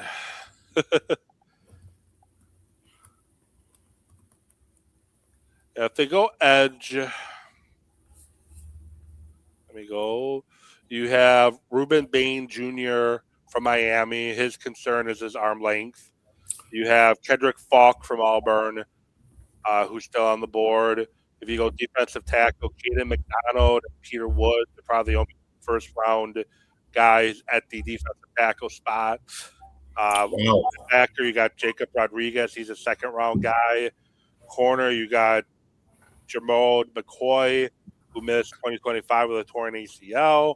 So we'll see what he comes back from there. And you got Chris Johnson from San Diego State, who's one of my favorite players in the draft, which my favorite team won't have a chance to get him. And And then you got Caleb Downs at safety. Like those are probably who I just named are probably the only first-round talent, truly first-round talent that are left, unless you go offensive line, and then you have some offensive. You still got a couple offensive tackles still left that are pretty good. Monroe Freeling from Georgia, Caden Proctor from Alabama, Caleb Lumu from Utah. Guards, not really any first-round guys there. And then wide receiver, maybe they surprise us all. Malachi Lemon's still there. Casey Consumpcion is still there. Maybe they end up trading Pickens. Yeah, interesting with the Giants. They basically traded Dexter Lawrence, their all-pro defensive tackle, for this offensive tackle in Francis Mayuga, because this is the pick that it was. And the projections I'm seeing on their offensive line now will be Thomas at left tackle, Runyon, the former Packer, at left guard, Schmitz at center, and then Mayuga at right guard, and Jermaine Ellimore starting at right tackle. That may be better. He's going to be a better guard in the NFL than tackle. So you are definitely right there. Now the Cowboys and the Dolphins trade. The Cowboys moved up one spot from 12 to 11, gave up pick number 177 and pick number 180. So really, in a sense, unless the Cowboys pick somebody that the Dolphins wanted, that's a heck of a trade for the Dolphins, because they're going to get two more guys as they look to rebuild a team that's all over the place in terms of their roster. Yeah, you definitely need to get Malik Willis some help. They signed Malik Willis to a new contract, and then they get rid of Jalen Waddle. They get rid of guys that he probably could have been nice to have on the roster. So the Dolphins, I think, take a wide receiver and they come up. Yeah, I think I think the Dolphins are going through some character moves too. They've got to reset that locker room. But interesting, if the Cowboys moved up one spot, there must have been somebody else that the Dolphins were talking to, and there must have been somebody else that the Cowboys were afraid were going to jump up. So they definitely have someone that they want. And maybe it's like the 49ers and Bears, where the 49ers convinced the Bears that we have guys that want to trade with us to take Mitch Trubisky. So if you want Trubisky, you might want to trade with us.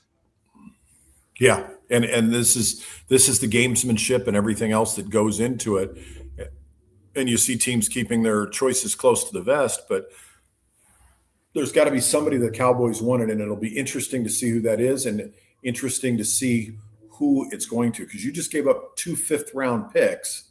And yes, 5th-round pick, what are you hoping to get? Maybe a special teamer, maybe a shot, but there have been a lot of guys that have gone in the 5th round that have gone on to have good careers in the NFL, and to give up 2 of them to move up one spot, there's somebody in particular they want. As Goodell comes to the podium, you got Miami, Rams, Baltimore, Tampa Bay, Jets, and Detroit. The next few picks coming up. Yeah, if it's a wide receiver, they're going to get rid of Pickens, and it's Caleb Downs. They went for probably the best player still on the board. But I personally felt he's one of the top 3 players in the draft overall. But as you talked about, safety is not really a huge value position anymore. But he is just 21 and a half years old. Played great at Alabama. Played great at Ohio State. Had 107 tackles at Bama. 5 pass defense, 2 interceptions. 81 tackles, 7.5 for loss. 2024 of 2 interceptions, 8 pass broken up, and 2025 he had 68 tackles, 5 tackles for loss, 3 pass breakups, and 2 interceptions. He's a guy that can definitely be a presence back there that you want. He's 5'11", 206, and he's a guy that's going to make a lot of tackles, and he's a guy that can be very good playing center field, and maybe you can play him in the slot a little bit too. Yeah, there's not a lot of holes in his game. He's a good all-around player. He has played at a school that has produced a lot of talented NFL players, so he's used to playing at a high level. This is just one of those, you hate to say a safe pick, but it's a really safe pick. He's a really good player at a position that maybe isn't valued as highly as some other ones, but he's what, the second defensive back off the board? Yeah, he's the second. We have one corner gone, and I'm a little surprised he made it out of the Giants. I'm surprised that this was not a pick that, given John Harbaugh's history, that he didn't end up playing for the New York Football Giants. Yeah, now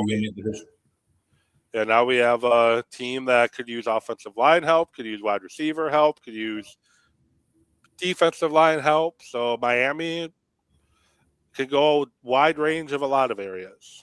Yeah, this is for their new head coach and for their new GM, both former Packers.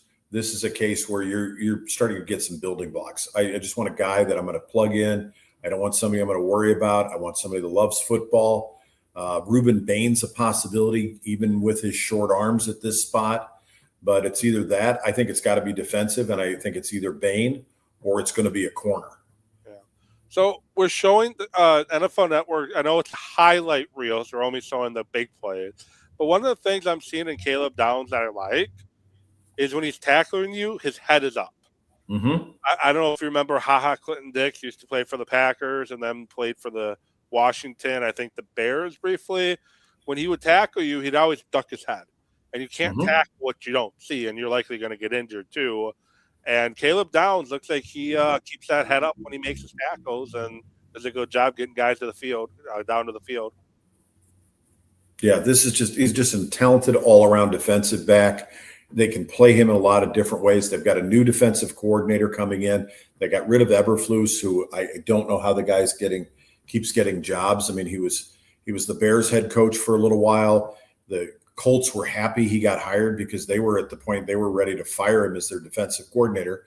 He went to the Bears. That was an up and down situation, and now he got hired by the Cowboys. And 1 year later, he's gone from that. And this is just a case where you got a new coordinator coming in. You've got a guy that you can just plug in there. He'll be on the field for every snap of the game on defense, and there's just not a lot of holes in his game.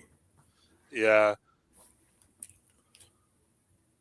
Eberflus, I don't even know how as you said, I don't even know how he keeps getting jobs. Yeah, he must be a great interview because, there are stories out of Indianapolis that they were ready to get rid of him as a defensive coordinator, and the next thing you know, he's the Bears head coach. Yeah. So now Miami's on the clock. Miami has huge needs. Are they in a case to trade down? This would be a spot if the Cardinals want to make move and not let a quarterback, if they're convinced that Ty Simpson is the answer, this is where they're going to have to jump if they believe the Rams are going to draft him. I don't think that's the case. I think if Simpson goes in the first round, it's going to be later. It's going to be a team that had their eye on somebody that didn't get him. He didn't fall far enough, and they're going to trade out of the first round, and there we'll go with that.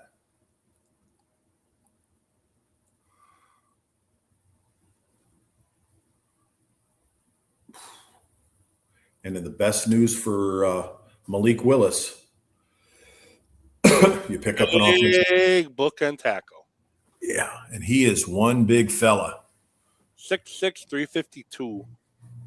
That is a large man. It's a lot of beef.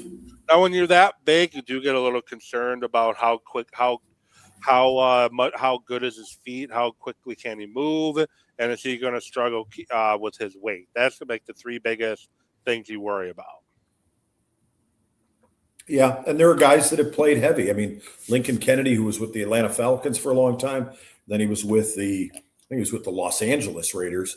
He played at times close to 400 pounds. And you hear stories about some of those guys and just almost blacking out, losing their tunnel vision and losing their peripheral and just overheating in their uniforms. But he's a big man. And what a wingspan on him. And this is going to give you somebody, you got to rebuild it. You put this guy in at left tackle, and this is probably the best news that Willis has gotten as a quarterback, that you've got somebody now there that's going to protect you, and you're going to get some solidity on that offensive line. Yeah, he 33 3/8 arms, 81 5/8 wingspan. Ran the 40 in 5.21. What I care about more is the 10-yard split, 1.84, pretty good for a guy his size. Vertical 32.5, broad 9.91. Short shuttle he did on his pro day 4.78, and his 3-cone drill 7.78. So got pretty good feet. That's pretty respectable numbers for a guy who's halfway to 400 pounds. I mean, that's a big man to be moving that quickly in the 3-cone that fast, and that's explosiveness in his broad jump. I mean, over 9 feet, that shows you're moving a lot of weight to do that. This is not some little defensive back. Feel bad for the little defensive backs and the little linebackers that he's going to have to that is going to get in his way in the run blocking, though. So now the Rams are on the clock. Jimmy Garoppolo, it looks like, is going to retire. Stetson Bennett, the fourth, is still on their roster. Do they want a quarterback? Do they think that Matthew Stafford is going to continue to play beyond this year? Yeah. Or do they do a Jordan Love situation and bring in his eventual heir apparent? Well, the other thing you got to look at, too, Devontae Adams was on the trade block this offseason. They ended up not pulling the plug, but he was on the trade block. And then Puka. He's had some off-the-field issues this offseason. Yeah. Are they tired of that? Yeah. How do they feel about that situation? Do they need a wide receiver? They need some help defensively. They could probably go with a corner in this case too. Yeah. And I guess the argument for me when I think about the Rams. I was talking over you. No, go right ahead, please. No, I just said they did trade for a corner. We'll see if they want another one. Yeah, I just, when I think about the Rams now and I think about Matthew Stafford, and he's close to the end, the question becomes for me, is he a Hall of Famer? And I think you could make a very strong argument. I think if you'd asked 5 years ago, everybody would have told you that Aaron Rodgers was a Hall of Famer and Matthew Stafford was a maybe. And now he's solidified his credentials. Yeah, he got that. He's got that MVP award. If he can get that second Super Bowl, he's definitely going to. Yeah, and that to me, that clip of him when he was with the Lions and they're down on the goal line and he gets knocked out of the game and his shoulder is separated, I believe, or he had a collarbone broken or something, and he's laying on the sideline, and then there was a penalty, and he's like having somebody pull him up, and he's like, "I can go back in now, right? I can go back in now, right? I can go back in." And he's like, "I can throw it if you need me to." And like they stick him in the game and he throws it and like doesn't want to be touched by any of his teammates because he's in so much pain. I mean, the guy's a trooper and has really had a great end to his career. I think it was a good trade for both he and Goff that they switched teams and hopefully Goff will get to a point where he'll get back to the Super Bowl again. But boy, for Matthew Stafford, what a great way to finish out his career under Sean McVay's tutelage out there. Yeah, that was a trade that was a win for both guys. The Lions weren't going to do anything with sorry about that. They weren't going to do anything with Stafford at quarterback anymore. It's time to move on from him. And Jared Goff took the Rams as far as he was going to, and it was a good win-win for both teams overall. Yeah, worked out really well. And let's be honest, Goff was the first pick overall in a draft for a reason. I mean, he's a talented young man, and it's just McVay got it in his head that he wanted a veteran, and that's a little bit of the John Gruden that's in him. And I know his nickname is Mini Gruden and all that, but you want a veteran quarterback that knows what's going on, and you understand that. And okay, he went out and got him, and darn if it didn't work out well for him. He also watched what a very talented quarterback can do running his offense in Aaron Rodgers too. True. Because the big thing is with the McVay offense, the Shanahan-McVay tree, is it can make quarterbacks look good. Mm-hmm. Like it can make any quarterback you put in there look good. Now, when Matt LaFleur went to Green Bay, that was the first time that offense was ran with a great quarterback. And yes, there were some struggles year one, but boy, did it look good at times in year 2 and 3, where Rodgers went back-to-back MVP. And that's why Shanahan wanted to try to trade for Rodgers, That's why he wanted to get rid of Garoppolo, and now, of course, they got Brock Purdy, and that's why the Rams decided they wanted Matt Stafford, because we've seen how a good quarterback can get us to the Super Bowl, but if we have a great quarterback, that can win us that Super Bowl running this offense. Yeah, the one downside for me with that offense, and I couldn't really put my finger on it, but it was a really astute piece that Tom Brady talked about when he was doing some color commentary last year. One of the things he said was the offense is so predicated on the play action pass and pre-snap motion. You lose a little bit of that when you get to the 2-minute drill. And there's a point where you got to kind of let them just play. And Shanahan has struggled with that in the playoffs. And I think that's something that Clint Kubiak with the Raiders was able to tap into last year and previously, that he got Sam Darnold to where the 2-minute drill didn't kill them. And this is a case of you can system up Brock Purdy, but you're right.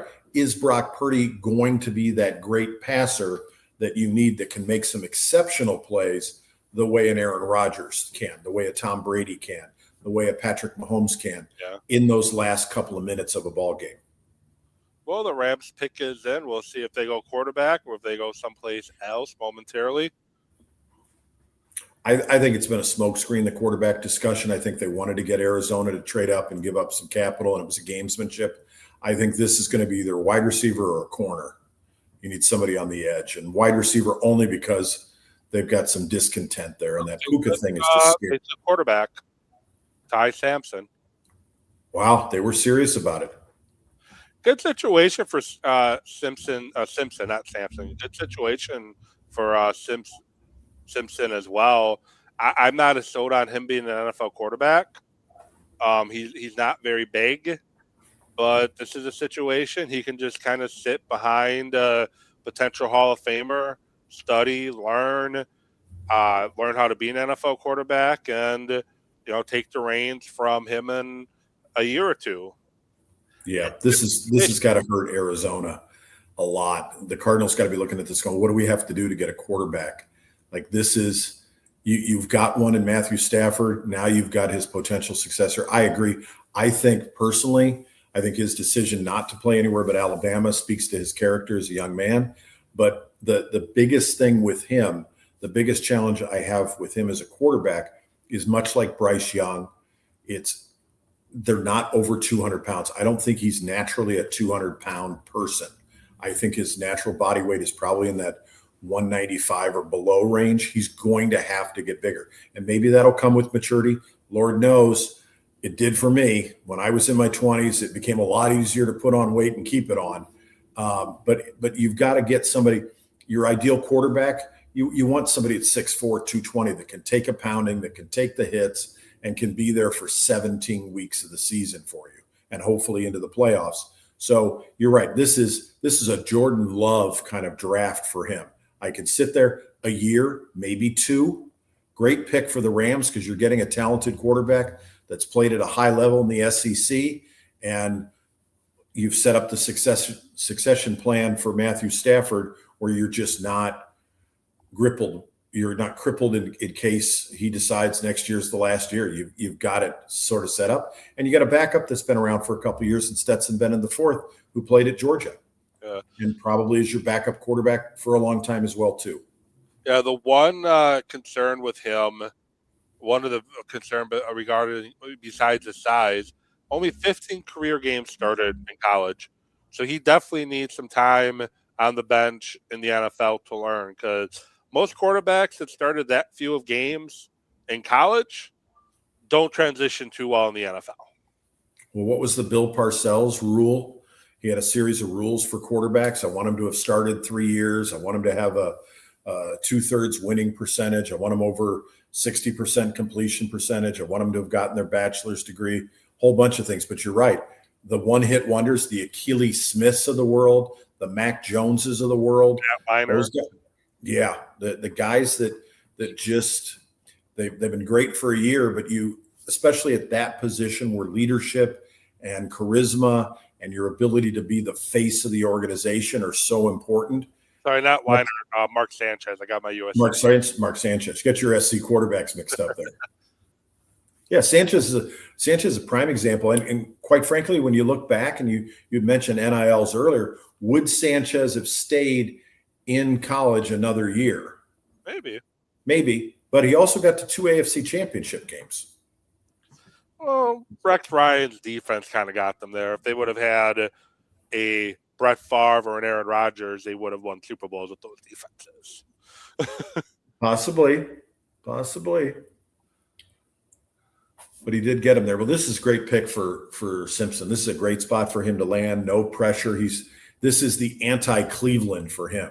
He's not going to get thrown into a hodgepodge of disaster Yeah, this is exactly what you'd want. And he's a quarterback who's done well, who's played under different systems. And I think having some exposure to different offensive concepts makes it easier for players to adjust. You don't want to be in a case like Jason Campbell, who was a draft pick of the Washington Redskins back in the day, who he had 4 different offensive coordinators, 4 different systems in college. Then in his first 8 years in the pro, had 8 different systems he played under. You want some stability, but the ability to grasp some different concepts, I think, is beneficial. So now we switch to almost to the second half of the first round with the Baltimore Ravens up. Yeah, and this is a pick the Ravens weren't supposed to have when they were trying to trade for Max Crosby, but instead they end up signing Trey Hendrickson, and they voided the Max Crosby trade, which probably worked out for the better because you get a guy who's just as productive as Max Crosby, plus you still have your first-round pick with a whole new coaching staff in Baltimore. Well, and 2 first-round picks because they were going to give up this one and then next year's as well. They kind of did the Raiders dirty on that move. Yeah. So now they'll get a pick and a new coaching staff there with the offensive guard. I don't like taking offensive guards in the first round. Ola, I'm not going to say how to try to pronounce that first name. He's 6'4", 320, junior out of Penn State. Is that our third Samoan offensive lineman come off the board? It is. He was a top-ranked guard in this year's draft. 22 years old, played from the state of Washington, and 6'4", 320, pretty decent arms, pretty decent wingspan, and he's a guard. And again, I'm not a big fan of taking guards in round 1. I think you can find guards pretty much anywhere else in the draft, but you got to protect Lamar Jackson, though. Well, and there's a question for them now that they've got a new coaching staff, and you got to wonder at what point do they move on from Lamar Jackson. And I think they were a lot closer with that than a lot of people understand, that there was a good chance that they could be looking, if there had been a number of quarterbacks in this draft that were legit first rounders, that might have been the way they were going. He has not won consistently in the playoffs. The fact that his mother is his agent, I think, has created some friction. And I don't know. And it's one that people don't like to talk about, but he has a really low Wonderlic score. And that has always scared me. And it's one that it's kind of a third rail. Nobody wants to talk about it, but there have been a number of quarterbacks. Aaron Smith, who was with the Saints, he struggled. Dan Marino, for that matter, struggled with the play-action passing game because they just weren't terribly bright guys. You're a defensive end, doesn't matter. You just get after the quarterback. But when you're offensive line or you're a quarterback, the cerebral part of the game, I think, is much more important than a lot of people realize. Yeah, and you also have to have a good short-term memory. You got to be able to shake things off.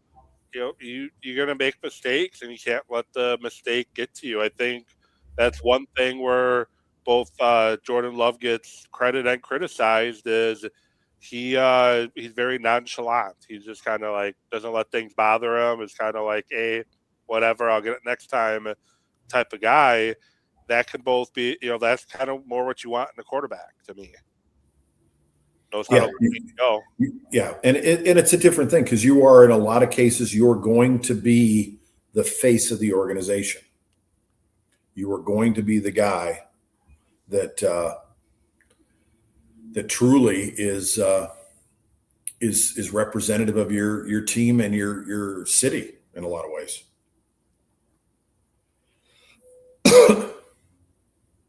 The Super Bowl will be played this year in SoFi Stadium. So the Rams have aspirations for playing at home for the Super Bowl. I think they played it. I think they won. I think when they won the Super Bowl was at home too. Mm-hmm. Yeah. So according to Jake Glazer, Rams are drafting Ty Simpson with the 13th pick. Sean McVay actually told Matthew Stafford today of their decision and made it clear it's for whenever Stafford decides to move on. So yes. That didn't make the same mistake that the Packers did when they took Jordan Love and didn't kind of give Aaron Rodgers the heads up and saying like, "Hey, this is what we're doing." And then you had a very cranky and upset Aaron Rodgers for the last handful of years that you had him in. Yeah, but you look at his play before that draft, and you look at the play after it. I agree completely. That certainly was a motivator for him. It looked like he was on his downward spiral. I think that's fair to say. I think there's also something too, and you saw it with Brett Favre. At a certain point, quarterbacks play longer than a lot of guys. They can play, and especially with the rules now and the protections they get. At a certain point, when you're 38 years old, the things you have in common with a 22-year-old are very different.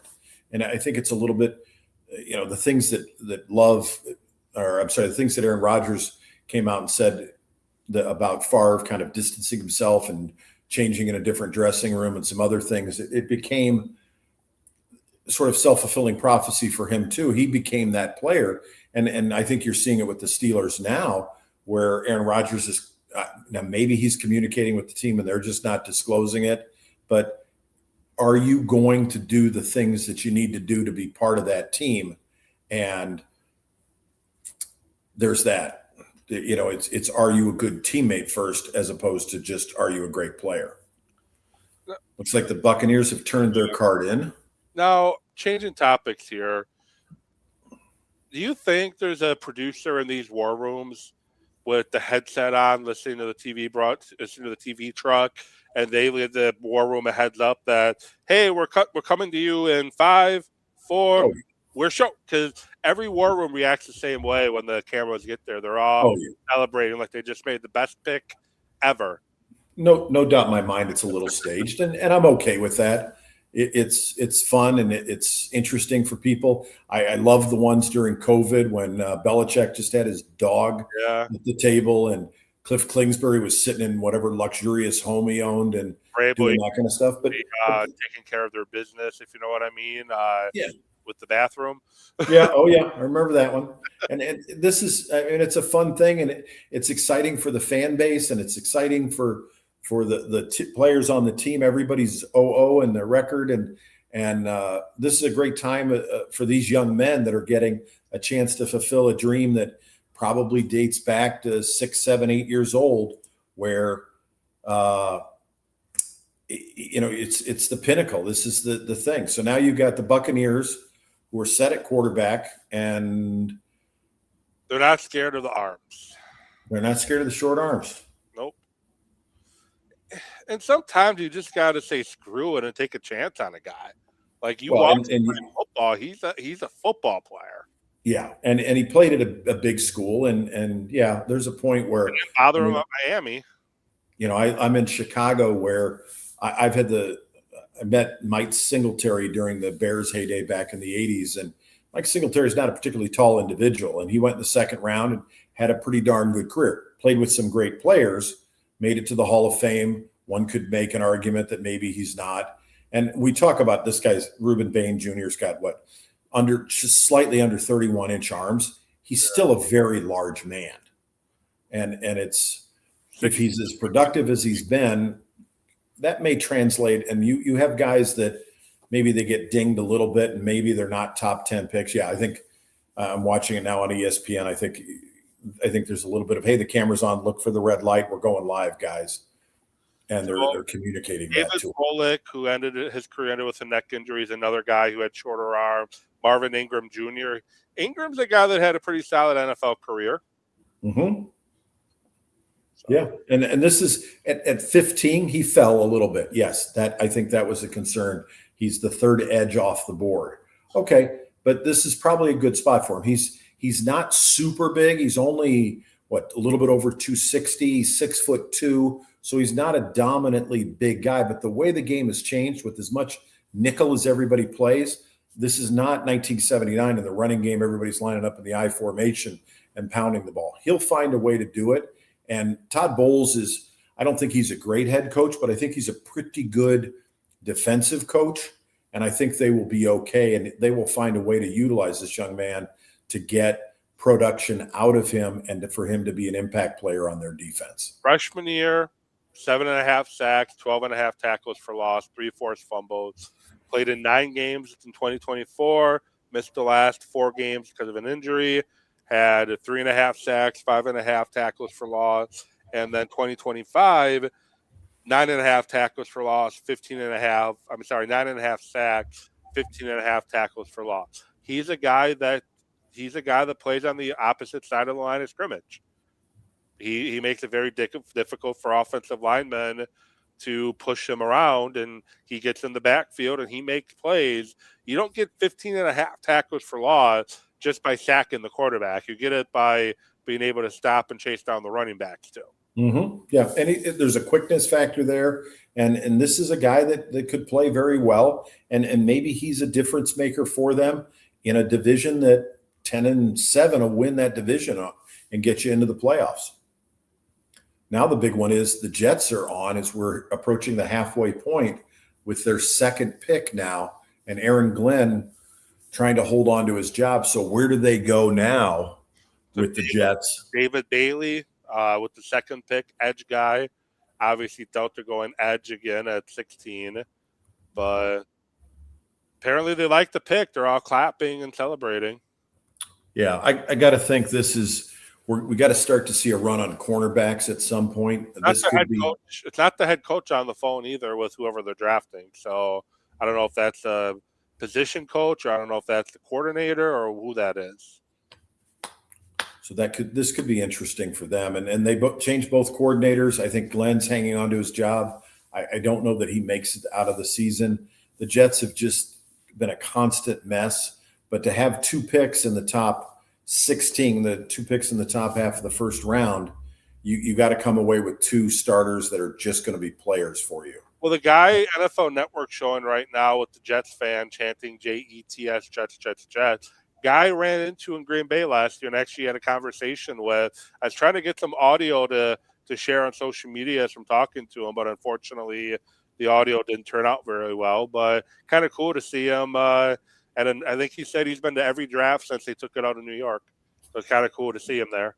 The old ones at the New York Marriott Marquis. Yeah. This is a little bit of a surprise pick here. Yeah, go tight end. And a little is probably the operative word. He's only 241 pounds. Yeah, he's definitely not being drafted to be a traditional inline tight end, that's for sure. At 6'3", 241. They're looking for him to be more of a Travis Kelce in his prime type tight end. Yeah, he shows enthusiasm for blocking, but I don't think he's particularly great at it. So maybe it's something they can coach on him. It's just he just doesn't have a lot of size. Is he a Brock Bowers? Yep. I don't think he's that guy, but he has a lot of similar traits with him. Is this philosophically, are we going to see some different things out of him? You've brought in Frank Reich, who's an experienced offensive coordinator, and you brought in a very experienced quarterbacks coach in Bill Musgrave, 2 guys that have been around the NFL for a long time. Glenn's going to call the defensive plays, so he, in a sense, becomes the de facto defensive coordinator as well. But you've got guys now on the offensive side of the ball that last year they had a guy in his first time as a play caller, his first time as a coordinator. But Frank Reich's been around.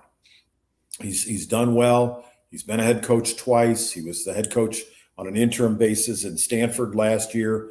And Bill Musgrave has been a coordinator. He's been around for 3 decades in the NFL.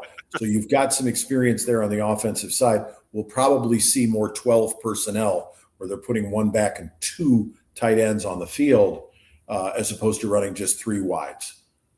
Yeah, more than likely. And you still got Garrett Wilson, that wide receiver who, when healthy, is one of the better receivers in the league. And definitely some talent there offensively. Obviously, it's a quarterback-driven league, and they don't have a quarterback. But they got guys who can make a quarterback's job much easier in Garrett Wilson and then this tight end out of Oregon.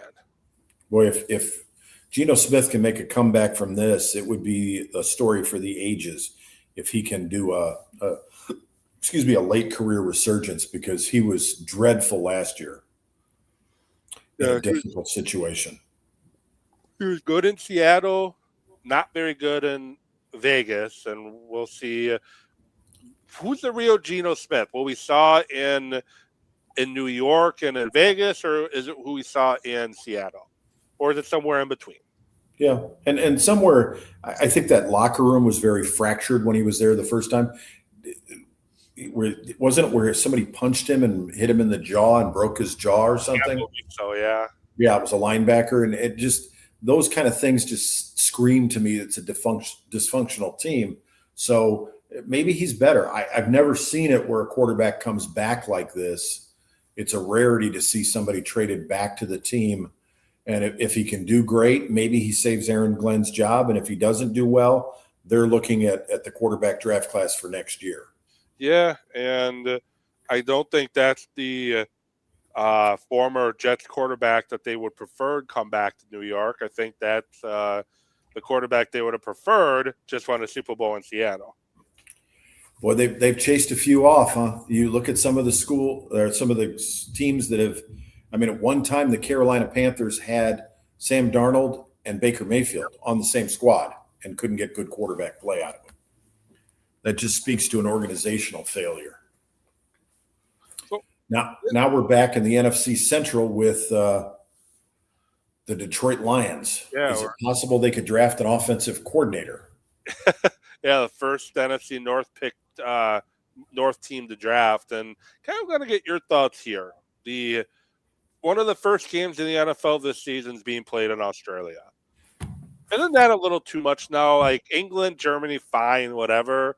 But now we're going to Australia. I think the NFL is trying to do what the NBA did and go global.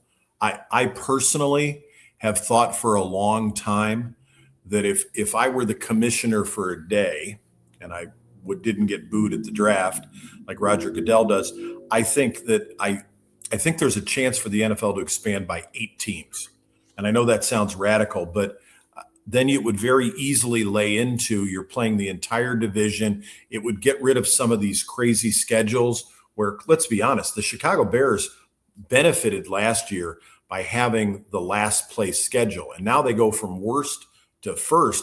It's going to be a wake-up call for Ben Johnson and his Chargers in the Windy City that they're going to play a different schedule this year. But if you had 18 games and you had the divisions balanced like that, I think the NFL wants a team abroad. I think they want one in England. I think they want one in Germany. Germany drew really well with the World League of American Football. I think you could make an argument for a team in Toronto, Canada.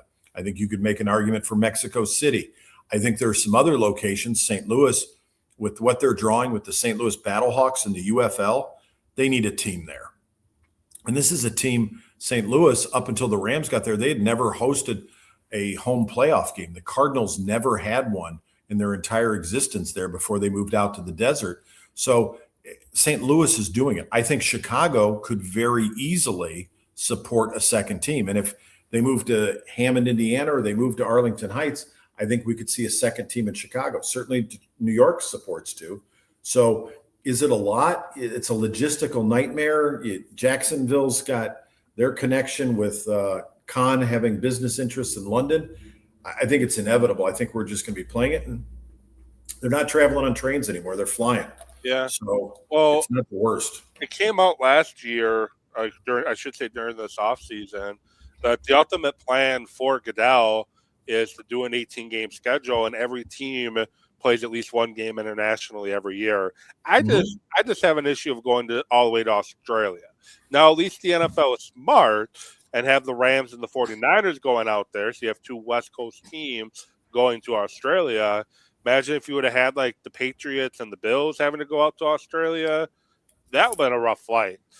Yeah, and I think it would be smart for them to say, okay, like let's figure out who's going to go in what market. Jacksonville Jaguars in London make total sense. I'm surprised they haven't moved there yet because I don't think Jacksonville's that big of a market to support them. But yeah, start picking some things and figure out where the 49ers are going, figure out where other teams are going. And, Mexico City,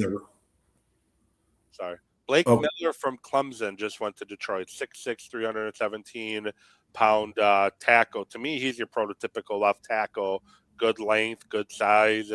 And the Lions needed some offensive line help after some guys retired last year, and they keep their right tackle can stay on the right side of the line, and now they got another bookend tackle, 54 straight starts.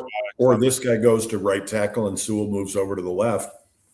I thought it was interesting last year they blocked the Jets from interviewing, and they blocked the Bears from interviewing their offensive line coach, and they kept him. They thought that was very important to them as a coaching staff to have that continuity. But you've had your center retire. You've lost a left tackle now. There's going to be some changes. But Dan Quinn, the knee biter, he wanted somebody in there. He needed a big hog molly to get in there and get a big boy and get him on the line. Yep, and now the Vikings pick is in. And this will be an interesting pick with the Vikings. Which way do they go? They lost Hargrave on the defensive side of the ball. Offensive line, you can never have too many offensive linemen. They don't need wide receiver. They don't need a tight end. I guess you got to go corner or trenches. Mm-hmm. I think it's a corner for them. I think they're still reeling from they made a big mistake. Harrison Smith's likely retiring too. So yeah, I think they wanted Downs for that spot. That would have been a good pick for him. But I think there's a good chance they go defensive line here, and they do. Yep. Caleb Banks from Florida, defensive tackle, the first interior defensive lineman we've seen come off the board. Probably a bit of a reach on him. Has some injury history. But 6'6", 327, big guy. Like I said, has some injury history. Doesn't really blow you off blow you away with his stats. He only played 3 games in 2025 with a foot injury with Florida. He career high was 4.5 sacks in 2024. Louisville didn't do a whole lot there. Not a whole lot of tackle for loss. Definitely not the number one guy on the board when it comes to defensive line, but he definitely is a big boy. But the thing that's nervous him when you get a guy his height is guys his height tend to play tall. Yeah, and from the interior line, I'm okay with short there. Yeah, where you just get somebody that gets down there and gets underneath the pads of the offensive lineman. But this will make Brian Flores happy. So here is his injury history, his left foot. During the 2025 spring practice, he had to wear a boot for a few weeks. Then his foot, quote, fully snapped during fall camp, which forced him to sit out the first 2 games of the 2025 season. Returned for the LSU game, but re-aggravated the injury and needed surgery, and then returned for the final 2 games. When you have a guy his size having foot injuries, that's going to be very concerning. That can be ongoing and lingering. Yeah, you're right. And when you're carrying 300 plus pounds, and he's well over it. I mean, he's close to 330, 327 at the combine. Yeah.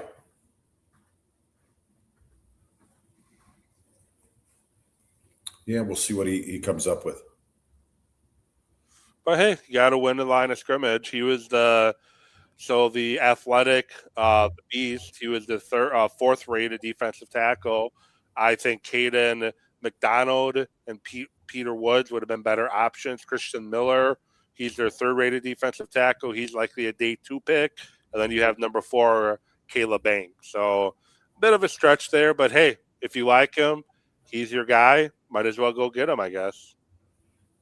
Yeah, I think they have the big question for them is who's going to line up behind center. And they've got to be just reeling from watching Sam Darnold win a Super Bowl after you let him go. The GM got let go. Yeah.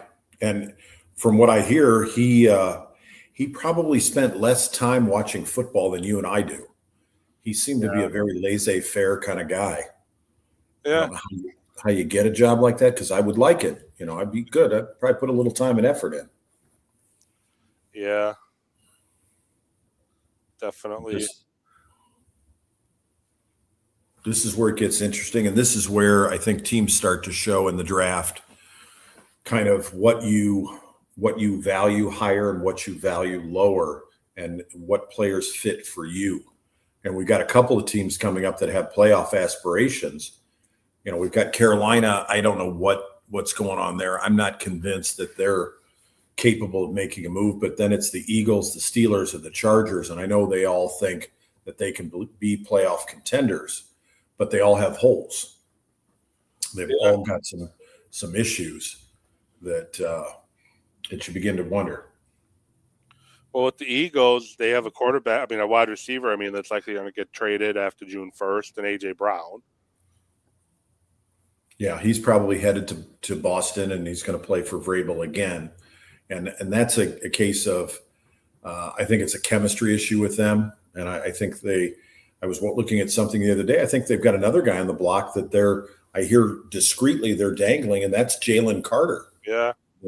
That everybody was so high on, and he's so amazing. And I think he's a bit of a head case. And it's interesting that those same problems that you see, we were talking about James Pierce Jr. earlier, like Tennessee, he wasn't a full-time player because its coaching staff didn't trust Pierce when he was there. He was that much of a malcontent head case kind of whack job. Jalen Carter had a lot of off-the-field stuff as well, too, that caused him to drop a little bit. And yes, he's been productive, but the question then becomes, how long are they productive? How long does this continue?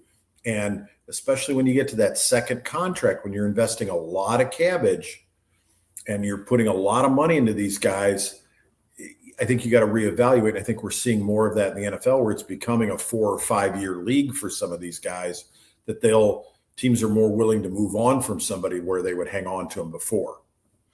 Yeah, my TV is wanting to know if I'm still watching. Yes, I'm still watching. Don't turn off. Yeah, Carolina, they can go a number of different directions. Offensive line is the one area I do not see them going in. They just signed Rasheed Walker from Green Bay, but they literally just drafted an offensive lineman. I stand corrected.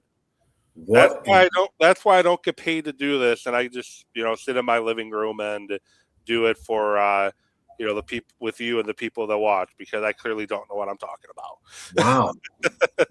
I'm a little surprised that we're going. I'm surprised we haven't seen a run on cornerbacks yet. That's a key spot defensively, and we just haven't seen anybody. This guy's a bit of a. He's got size and he's got the athleticism, but I think he's a little bit of a project. I do find it interesting that his mom's a yoga instructor. Mm-hmm. I don't think flexibility is a problem with him. No, but and maybe this is a good situation for him. You got Rasheed Walker there. He can play a little bit for you and give you a year or two possibly, and this gives you a time to develop the guy. Maybe they think he is something, and that's it. This high in the draft, the first 20 picks, it's your first pick. I would want a little bit more finished product that I can plug and play, and the guy's going to come in and be a starter for me the first year and do it. But left tackle's a key important spot. If he can be the guy, maybe it's worth waiting a year and using Rasheed Walker to get you to that point. Yeah. And then, they have a offensive tackle they just drafted not too long ago that is currently probably going to miss the start of the year because of injury, hence the Rasheed Walker signing. So now I guess they want some more tackles. Now, if this is a wide receiver, and it is, Lemon from USC, A.J. Brown's gone. Yeah. That's a done deal. Yeah, and Lemon and Brown are different types of wide receivers, but you do need additional wide receivers in that room. Brown's a big, physical wide receiver who sometimes gets lazy on the route running. Lemon is 5'11" and 195 or 194, and hands, depending on combine, he was 8 3/4. Pro day, he was 9. But he's more of a Amaron St. Brown type receiver, which isn't a bad thing to have. Nope, not at all. And they have a bevy of them there. Yeah, and I think this is a case where, okay, they're going to move on from A.J. Brown. I think they're having some difficulties in that locker room. I think there's some discontent with Jalen Hurts. I think A.J. Brown is one of those guys that is mercurial in nature. He can be a great player for you. Is he a great teammate all the time?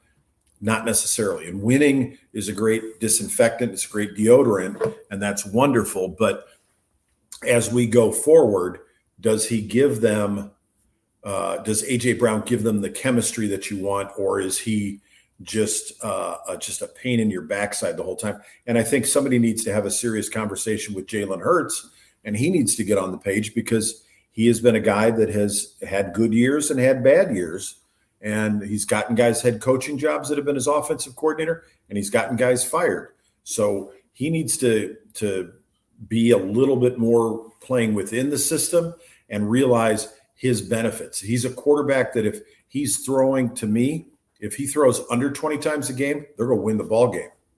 If he's throwing 35 plus, they're not going to win. He's not that quarterback. It'd be interesting to see what Sean Mannion does his first time as a play caller. He definitely climbed the coaching ranks very quickly, probably too quickly to be a play caller. First time play caller in Philadelphia in that locker room is going to be asking for a lot. And Philadelphia is a team that might be looking for a new head coach next year. Yep, I think that's certainly a case. Mannion does have the advantage of having been a former player.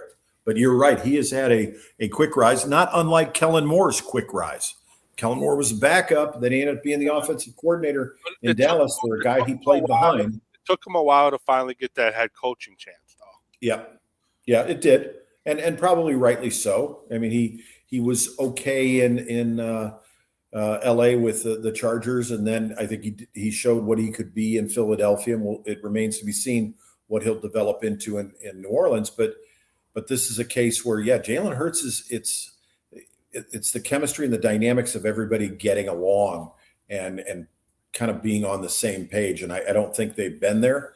And when they have, they've been really successful.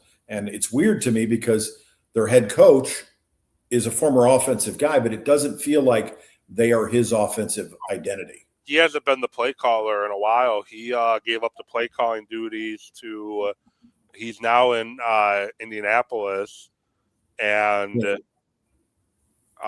they get to the Super Bowl with him. He leaves. They hire an offensive coordinator.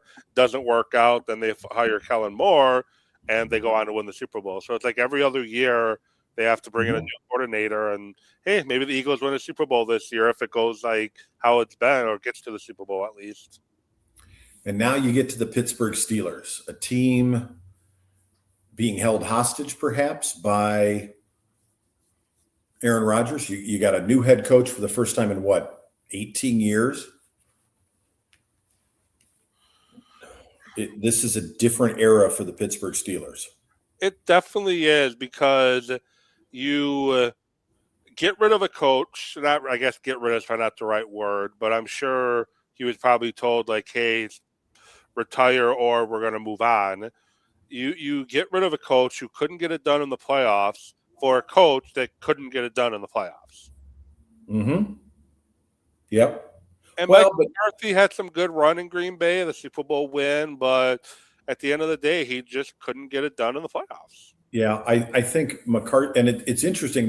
McCarthy's the oldest coach they've ever hired. They've always gone young. Yeah. That's interesting. It's a change for the Pittsburgh Steelers philosophically, and it's also one. You look at their careers. What I thought was really interesting is if you look at John Harbaugh's career, who was the hottest thing out there, and everybody wanted John Harbaugh. His record matches up very similar to Mike McCarthy's. And there's a point, I think back to the late, great Al Davis. He's a guy who fired John Madden.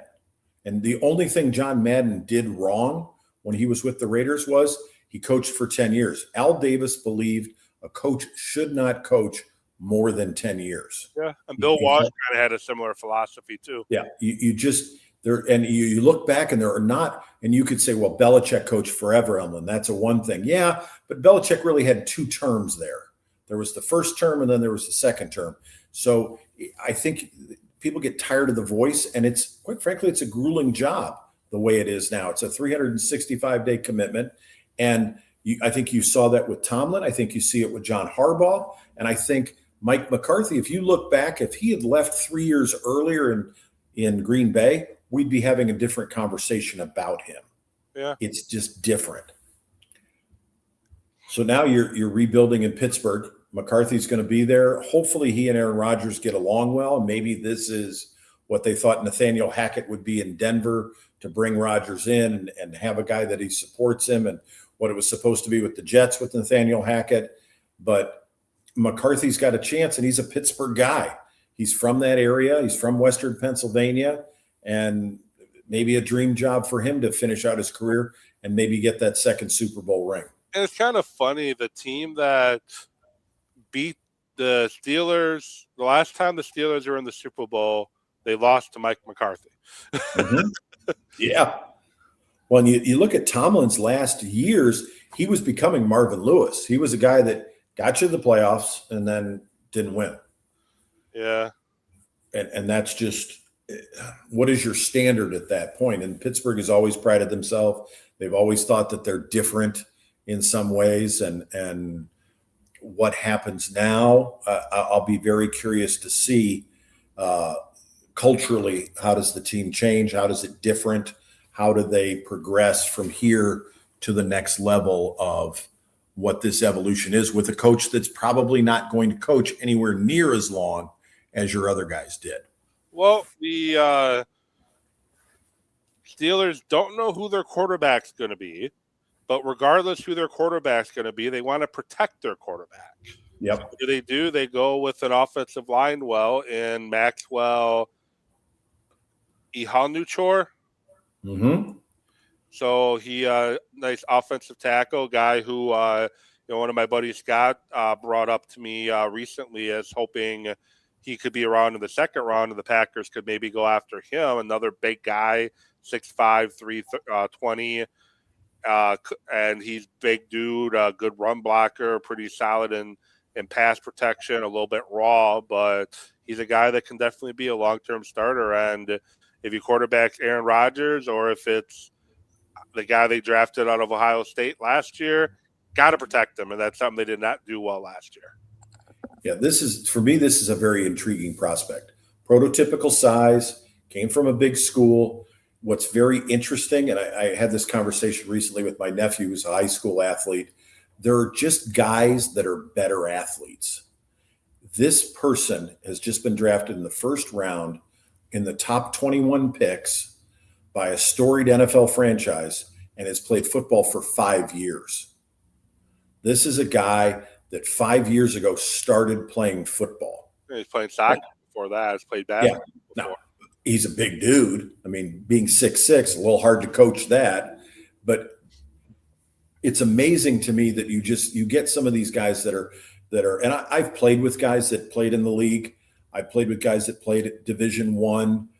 The first guy that broke my nose was an offensive tackle who ended up playing with the New York Football Giants. They're different. Their hands are bigger. They're just larger people. And for somebody to be able to pick up a sport that, kids have been playing since they were in 4th grade, and to be able to progress that quickly, it speaks to, geez, he's got a pretty good upside now. We have not seen his best football yet. And there's not a lot of mileage on him. I remember when Nick Saban was the coach at Alabama, one of the knocks about drafting guys out of Alabama was they were all beat up. They'd all had surgery. There was a defensive back that Jets drafted. He'd had 3 shoulder surgeries by the time he got to the league. Here's a guy that hasn't played that much football. He's only going to get better. And they've got a good situation. They've got 2 starters in Broderick Jones and Troy Fantua that they've got tackles there. They don't need him to start day one. But, boy, if you could give him a year, this could be a good pick for the Steelers. Yeah, and now the pick is in for the Chargers. And I'm curious to see. So last year, I mentioned I was at the draft, and yes, I was one of the people that left shortly after the Packers made the pick. But now you're watching it. Yep, fans are starting to get out of there. So the Steelers fans were there for their pick, and now they're heading for the gates. Yeah, and it's what, a little bit after 10 o'clock Eastern time right now. So I'm sure folks are going to get home, and it's a work day tomorrow. Yeah, I don't understand starting at 8 o'clock Eastern time. I don't understand starting the draft at that time. Well, if you move it up, what are you going to start it at? It's already starting at 5 p.m. on the West Coast. And I think this is why they want to shorten it up. This is why we went to 8 minutes. I mean, when Roger Goodell started 20 years ago, his first draft, it was 15 minutes a pick in the first round. Yeah, and that was when it was Saturday and Sunday only. Yeah, the 2 days. And I do miss Saturday, Sunday, though, sometimes. Mm-hmm. Yeah, it's an awesome event, and they've done a great job of cultivating it, and they've made it into a thing that is just awesome for them. Yeah, the NBA is trying to replicate it. They now have broken it into 2 nights, the round 1 and round 2, which I don't understand why the NBA feels round 2 is needed his own primetime slot. Nobody's going to watch round 2 of the NBA draft. And baseball is trying to get their draft more publicity now, too. Yeah, I don't even know why the NBA, they just shouldn't have a second round. Just let them all be free agents after that point. Next door, another edge for Miami is going to the Chargers. And Miami had a really, really good defense last year. Very solid. Got after the quarterback, 6'3", 259 senior. They definitely had a bunch of good players in Miami, and now the Chargers are going to have a young guy to team up with Khalil Mack in probably Khalil Mack's last couple of years. And he's 25 already, so he's kind of an older rookie. So he's a guy that, as I mentioned, got after the quarterback quite well. His most recent year in Miami, 12.5 sacks, 17.5 tackles for loss. He 2020, 2021 was at West Virginia, had 9.5 sacks total at West Virginia. First year in Miami, 7 sacks. 2023 only played in 2 games due to injury. 2024 played in all 13 games with 5.5. As I mentioned, 2025. 12.5 sacks, 4 forced fumbles, and 17.5 tackles for loss. And he's got a good running mate in Los Angeles to play with in Mac. Yeah, they've got a new defensive coordinator. Jesse Mintner went over. He's now the head man in Baltimore. So you've got Chris O'Leary there now calling plays. He was in college last year at Western Michigan, and he's going to come back to the Chargers. So he's got some familiarity with that. He was a safeties coach with them, left to be a D coordinator at the college level. Now he's coming back to coach under Harbaugh again. So I think that'll be changes. And I think you're right. Khalil Mack is on the tail end of his career. Yeah, so you definitely have to prepare for that. And I wonder, you see it, this is a 25-year-old rookie that they drafted.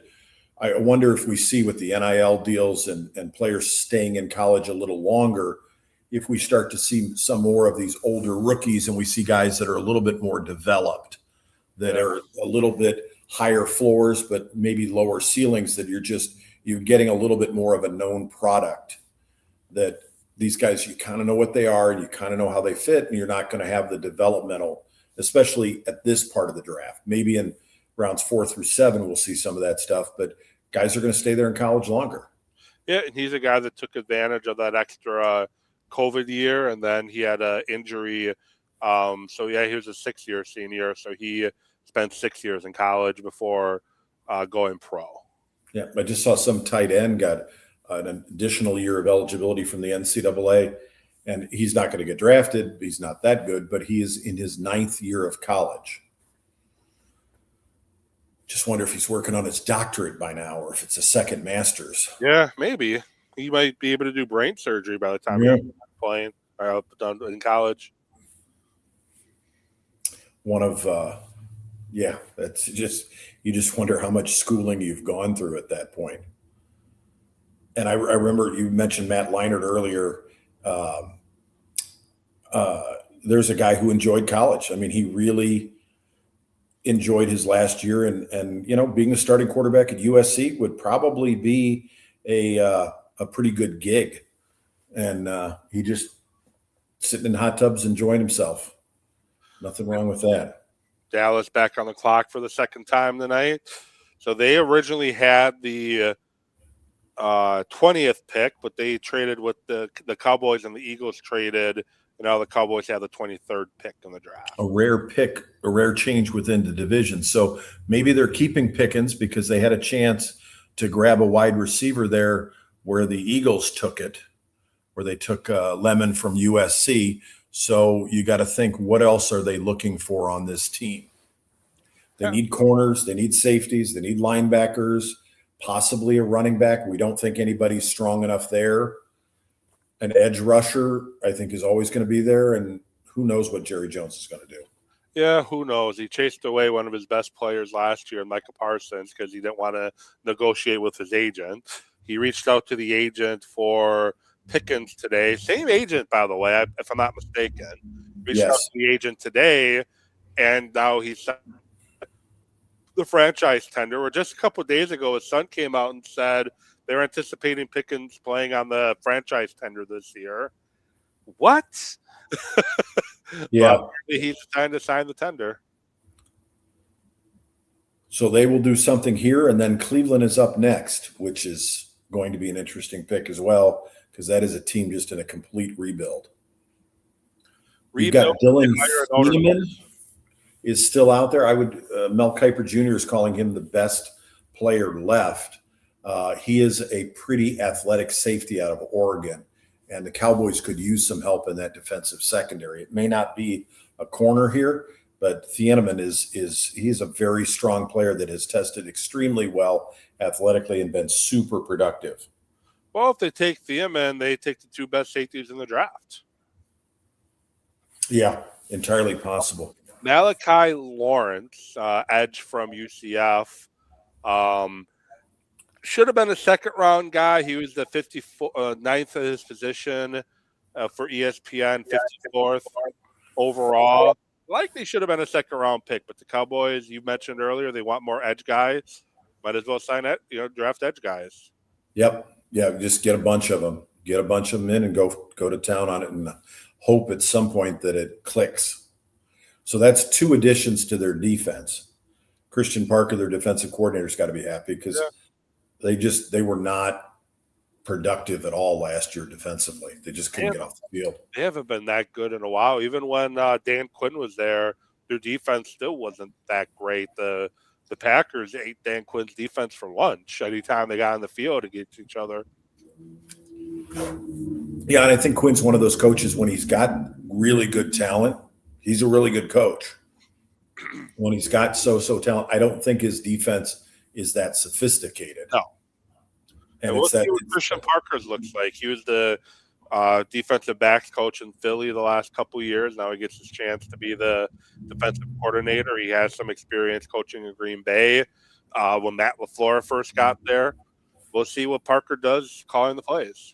Yeah, and I think that Vic Fangio tree, I think it's a much more cerebral. You talk to people that have played under Fangio that have experience playing for other people, and it's a different level. The preparation that goes into it. I think some of the guys, Pete Carroll and those guys with that cover 3 defense that Dan Quinn runs, it's a pretty simple defense, which is why a really good offensive play caller can pick them apart. Just don't hire Joe Barry to run the Fangio tree system, though. Didn't Joe Barry go 0-16 as a defensive coordinator? Yeah, well, the Packers hired him after Jim Leonard said no because they wanted somebody from Fangio's tree. Well, Barry worked under Fangio, so maybe he knows how to coach it. Not so much. Maybe at a position coach Joe level. Barry's a great linebackers coach, but he's not a defensive coordinator.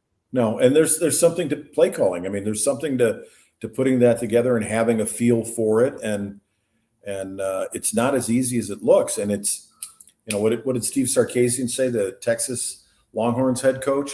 It's like making a decision every 40 seconds. You're constantly doing it. You're constantly making calls, and I think it's much quicker.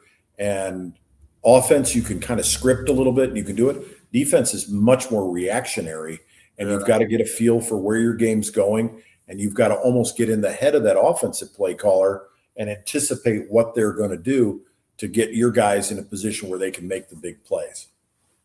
Yeah, definitely. Now, as you mentioned, the Browns are back on the clock. The pick is in, and apparently ESPN.com is being a little quicker than the actual going to the stage and announcing it, because that's where I got the Malachi Lawrence. It's not that I was on that finding it early. I just happened to look at ESPN.com, and the Cowboys made their selection. So the Browns went offensive tackle, first pick. Yeah. Was it offense again here? Who knows? Well, as I mentioned before, we mentioned the Browns. They lost all starters from last year's offensive line, so they definitely had to rebuild that unit. So maybe they go offensive line again. Definitely doesn't hurt to improve the trenches, but corner is another need for them. Defensive line never hurts to have another defensive lineman next to Myles Garrett, and I know they took a defensive lineman early last year, but again, if you can get to the quarterback with 4, it makes your defense that much better. Yeah, and that's a division that has seen a lot of turmoil. New head coach in Cleveland, new head coach in Baltimore, new head coach in Pittsburgh. And Cincinnati is Cincinnati. And Cincinnati is Cincinnati. You could have conceivably had a new head coach there again. It's just amazing to me the amount of turmoil. That has been a bottom feeder division for a long time. The Browns and the Bengals have just struggled mightily to be consistently average. Yeah, well, the coach in Cincinnati, he gets lucky for the fact that his ownership doesn't like spending money, so they don't want to pay 2 head coaches at the same time. So he at least gets another year to try to right the ship. Yeah, they're a fiscally conservative franchise for sure. And that even goes to their assistant coaches. They'll hang on to people much longer. That they will. And it shows good loyalty, but they hung on to Marvin Lewis at least 2 or 3 years too long. Yeah, just a guy who just was an adequate coach and not much more than that. Marvin Lewis. Yeah, they took Mason Graham last year in the first round. That's what I was thinking of. But Marvin Lewis benefited from having a very good defensive personnel in Baltimore. Yeah, and this pick is from the Travis Hunter trade last year. Yep. So, and that is a pick that I questioned at the time, and boy. And now he's playing corner for full time. Yeah, if he plays full time. I think he's small for both positions. Yeah. He's not a very large man. But that's what Jacksonville already said this offseason, that Hunter's going to be he's going to have some packages on offense, but he's going to mostly be on the defensive side of the ball. Casey Concepcion, a wide receiver from Texas A&M, is the route that they go. Not a bad pick. They could use some weapons on offense, whoever the quarterback may be. I would not be surprised if we end up with Deshaun Watson being the starting quarterback there. You had alerted to it earlier. I don't think Shedeur Sanders is an NFL quarterback. And all the things they said were wrong with him in college, if you go back and watch what he did in the games he played, he does things that you can't do, that you teach, that he just does them anyway, and he ends up getting a sack for it. The Concepcion's a good good wide receiver prospect. I think everything is there in his game. Hot guy in the NFL with his size, 5'11", 191. Yeah, he's small. He's a little small, and his hands are a little bit of a question mark. But he's got some explosiveness, and I think his separation, he's got a little wiggle to him. And I think he can give you some help on special teams as well. But, boy, he'd make a really good slot receiver. And he's done a few things on jet sweeps, and they've got him the ball in a running game when he was in college at Texas A&M as well, too. So this is a guy that could be a playmaker for them, a really good value here at the 24th pick.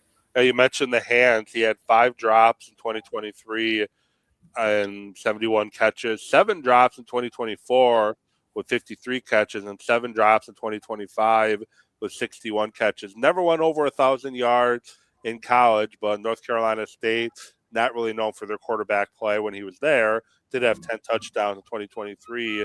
And in 2025, he had 61 catches for 919 yards and 9 touchdowns. And you are right over there. I'm hearing some sirens. Oh, hey, please. That's normal. Come by on a Friday when it's funeral time and you can hear everybody racing by. Yeah.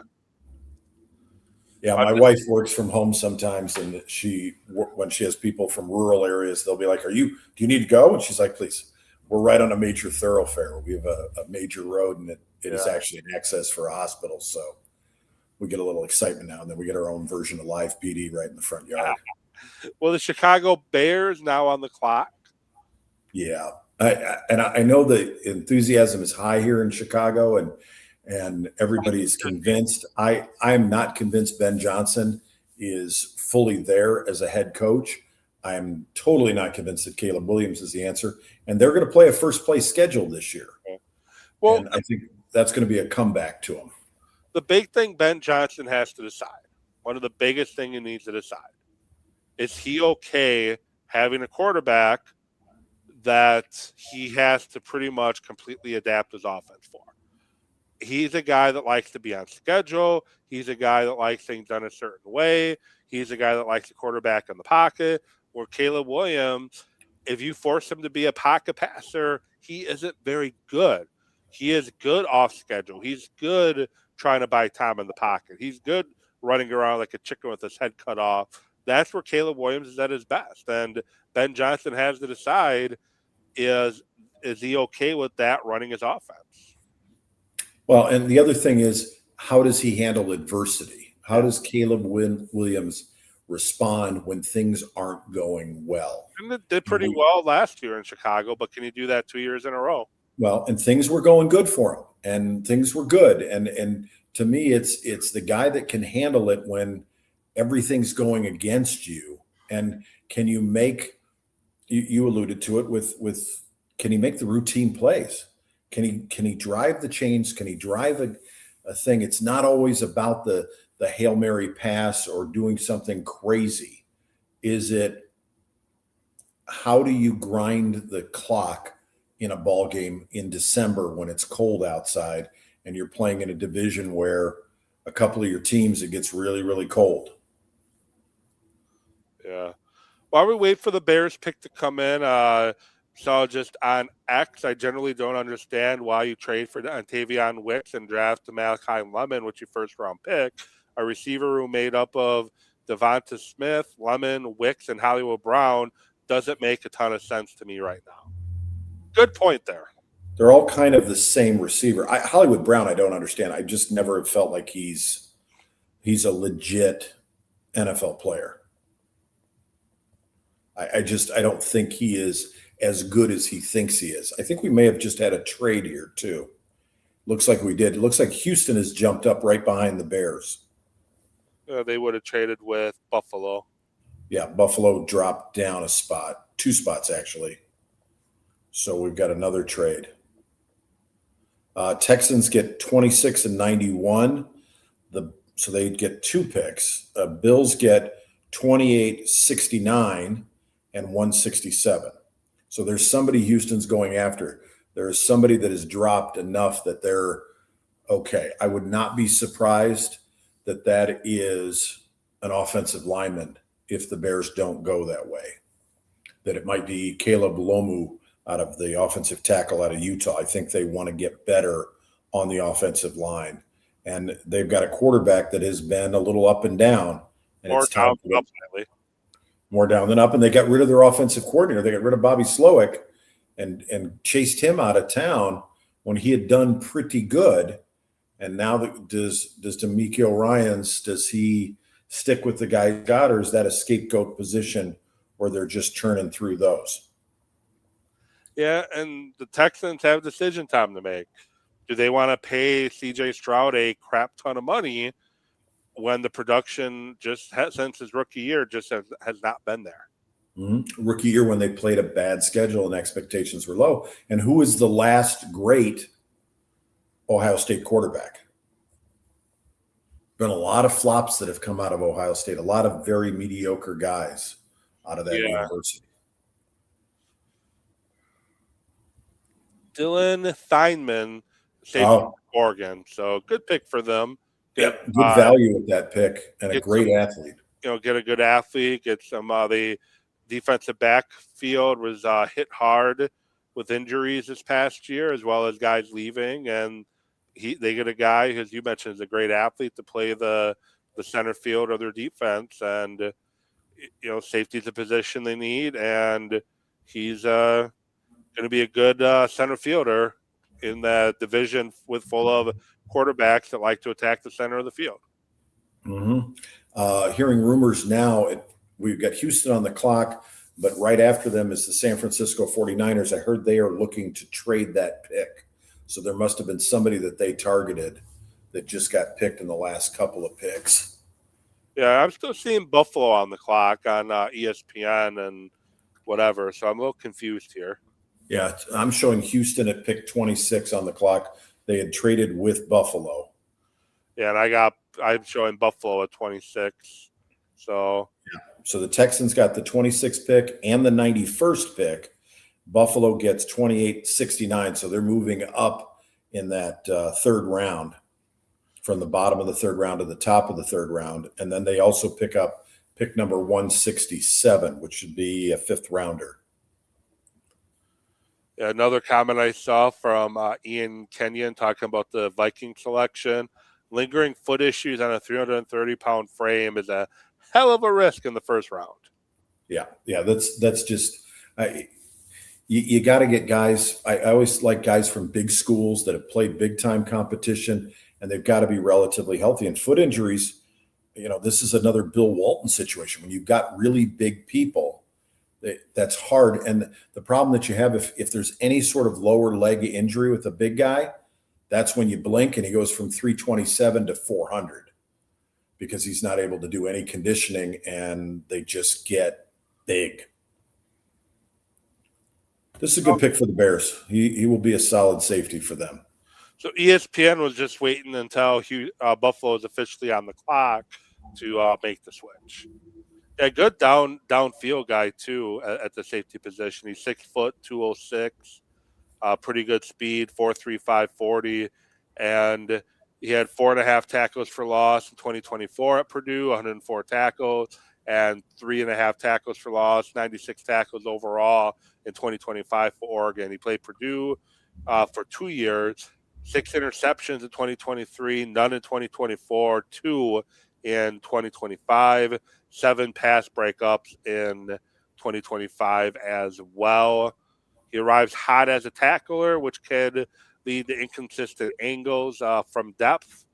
And he is a guy that can play punt coverage too. So you got a guy that can play special teams as well. So when you have limited roster spots, the guys that can play on special teams too. Yeah, and a guy who tracks the ball well in the defensive secondary. He has some awareness to that and is really a true safety as opposed to a corner being converted. So that's good for them.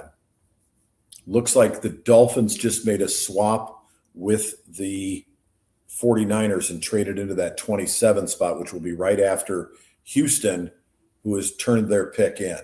And I wonder if you're the Dolphins, who are you trading up like that to go get? There's somebody they like. And I thought we would see some of this with this draft of we like a particular player, we know somebody else is interested in him, or we don't have anybody we like, or we think the guy we like will last a little bit. Now, San Francisco's moved down from 27 to 30. So, this is the strategy and the gamesmanship of, is there somebody that we really like? If I'm the Dolphins, I don't know there's anybody I like that much to give up draft capital to. You got to rebuild that whole program. And just to keep get more guys in, but maybe there's somebody that they really like that they want to get after, and they know Houston's not going to take them. And then we'll find out in just a second who Houston's going with. Not a lot of defensive backs off, more safeties, I think, than corners at this point, which is a little surprising. Malik Neighbors is watching. There's a show he's watching the draft live, and he reacted to downs. I'd rather get him than play against him. I got to play against this thing again. Bro, he's good. He's very good. He's very good. He's watching the draft via Bleacher Report. Okay, so the Texans fortify their offensive line with Rutledge. Yeah. Need offensive line help. You can't let your quarterback take as many hits as he did this past year and expect to have him play very long. They had the very first pick in team history. Didn't last very long in the NFL because he got pretty much beat to death and ended up retiring and was completely shell-shocked in David Carr. So that is the second worst case of shell shock I've ever seen in a quarterback. Yeah. The worst was, we talked about it 2 years ago, Gino Carmosi, who didn't make it out of the preseason without getting his cage rattled out of Hofstra, that was drafted by the great Bill Walsh, and the Patriots just beat him up in a game. And yeah, there's a point where they talk about it. It's the quarterbacks stop looking downfield and they start looking at the rush. And boy, David Carr had all the markings of a great quarterback, and he just got exposed as somebody who just got hammered and really never recovered from it. Nope. It's sad to see. Fortunately for his brother, he was able to recover from early careers of getting hit a lot, but David Carr, unfortunately, could not recover from that. Yeah, and David Carr was a much better quarterback at the beginning than his brother, but he couldn't stay upright because he was just getting hit. And it's a shame. You wonder how those guys would be if they went to another franchise, if they went to an organization, if they had a fall like Aaron Rodgers did, where he fell into the 20s and had the opportunity to sit for a year or two, adjust to the NFL game, understand what was going on, and not get out there and just get beat up. And it's just like, what if Aaron Rodgers went to San Francisco instead of falling in the draft and he had to start immediately? Mm-hmm. And does he have the same career that he had in Green Bay, or is he more of an Alex Smith who becomes kind of a serviceable journeyman later in his career? Mm-hmm. Yeah. Yeah, and a tragic end to his career as well, too. Yeah, same type of injury, same field that Joe Theismann had his injury. By the same team on the same day. Yeah. Not the same yard line. Yeah, coincidence is something up. But yeah, what happens with some of these, and you wonder if there are guys that, I mean, you look at a Tom Brady. What if Tom Brady didn't go where he went? What if he went to somebody else? And maybe he's a great player, maybe he's not. But you see some guys, I think of Rich Gannon that played with the Oakland Raiders. I mean, here's a guy who bounced and bounced and bounced and then hooked up with John Gruden, and it was a perfect marriage. And the right system, the right situation for people at the right time can sometimes, I think, make a bigger difference than a lot of people account for. And also, I think it's also getting in that room and who are the other players that are in your position group, who's your position coach, who's developing you. I have it in my business. I've talked to other people that have businesses, and there's always, when you're hiring, there's that sort of average candidate, a mediocre candidate, a person that could go one way or the other. If you put them on a great team, they'll be fine. You put them into a dysfunctional group that needs help, maybe they don't work out. So now we're on to who's up next. The Dolphins have traded up. There's something they're going for. Kansas City. Yeah. So now we've got two AFC East teams back to back, and we're in the AFC for a little bit. The Dolphins need everything, and they've got their pick in. And then the Bills have a new head coaching staff as well, too, with Joe Brady taking over for Sean McDermott. And that makes Aaron Glenn is the second longest tenured coach in the AFC East in his second year. Yeah. Yeah, 2 coaches in their second year, and Vrabel and Glenn, and the other 2 coaches are brand new. That shows you the quick turnaround of the, you're looking at 25% turnover some years of coaches in and out, in and out, in and out. I think McDermott was a bit of a surprise. I don't think anybody was surprised Mike McDaniel was gone. Maybe surprised that he lasted as long as he did. Yeah, now Mike McDaniel gets to, I think is it the Chargers he's went to? He's an offensive coordinator with the Chargers under Jim Harbaugh. That could be an interesting matchup.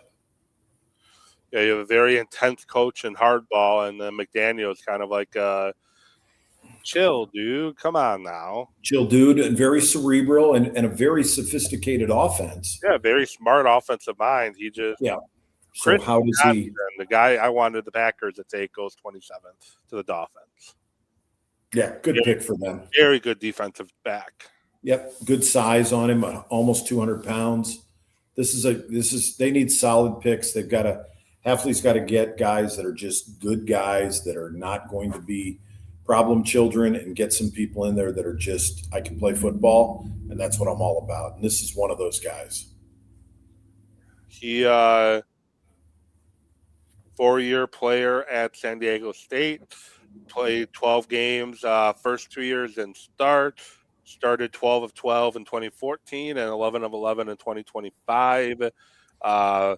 1 interception in 23 and 24, and he has 4 in 2025, 8 pass breakups, 49 tackles his senior year at San Diego State. And he was a guy who was really jumping draft boards late. He was seen to be a second round pick for a while, and then as of late, he started jumping up draft boards. And my feeling on why he started jumping up draft boards is Jamad McCoy from Tennessee, defensive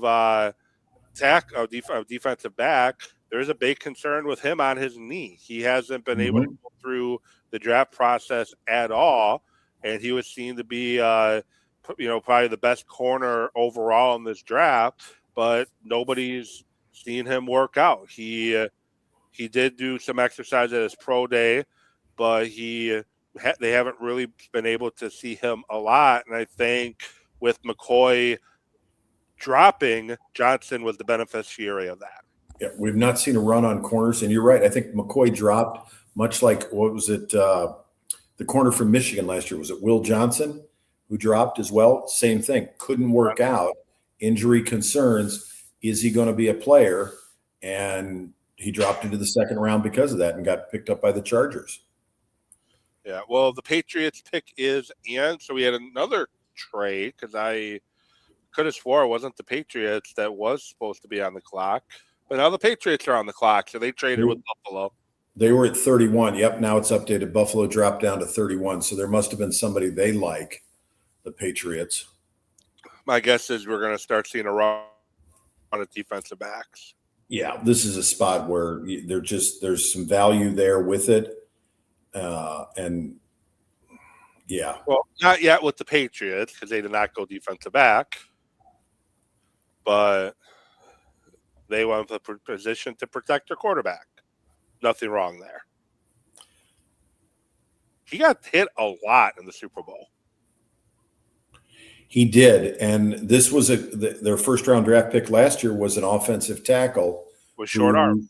Had short arms, and that was a concern, and that got a little exposed. And I think, truthfully, I think that was one of the worst coaching jobs we've seen from Josh McDaniel, their offensive coordinator. He just couldn't adjust to what Seattle was doing, and he got outcoached by Jesse Mintner and his staff, and just couldn't get his quarterback into a position where he could be effective. My guess is he moves to the right side in the pro. I don't think they're going to give up on the guy they just took last year in the top 10 or top 5 even, I think, to be the I don't think they're going to move him over to right tackle, so I'm guessing he moves over to the right side. Could be, or they kick him in to be a guard. The guy they drafted last year, those short arms, I think got exposed. But either way, you keep getting, offensive tackles are important. And you said it earlier, you're not a big fan of drafting guards in the first round. Guards to me are a little bit like fullbacks. I mean, you can get them elsewhere. I'd rather have tackles, guys that have played tackle, whether it's left tackle, right tackle, whatever, and I'll make them into guards as opposed to drafting pure guards. And I think in the third round, the fourth round, you can find guys that are scrappers that you can build that interior offensive line with. Ted Thompson was well known for that, taking guys that played tackles in college and moving them inside the guards. TJ Lang, Josh Sitton. They took David Bakhtiari and wanted to move him to center, and they ended up thankfully keeping him in the right position at left tackle. But David Bakhtiari, like I said, they wanted to move him to center at one point. So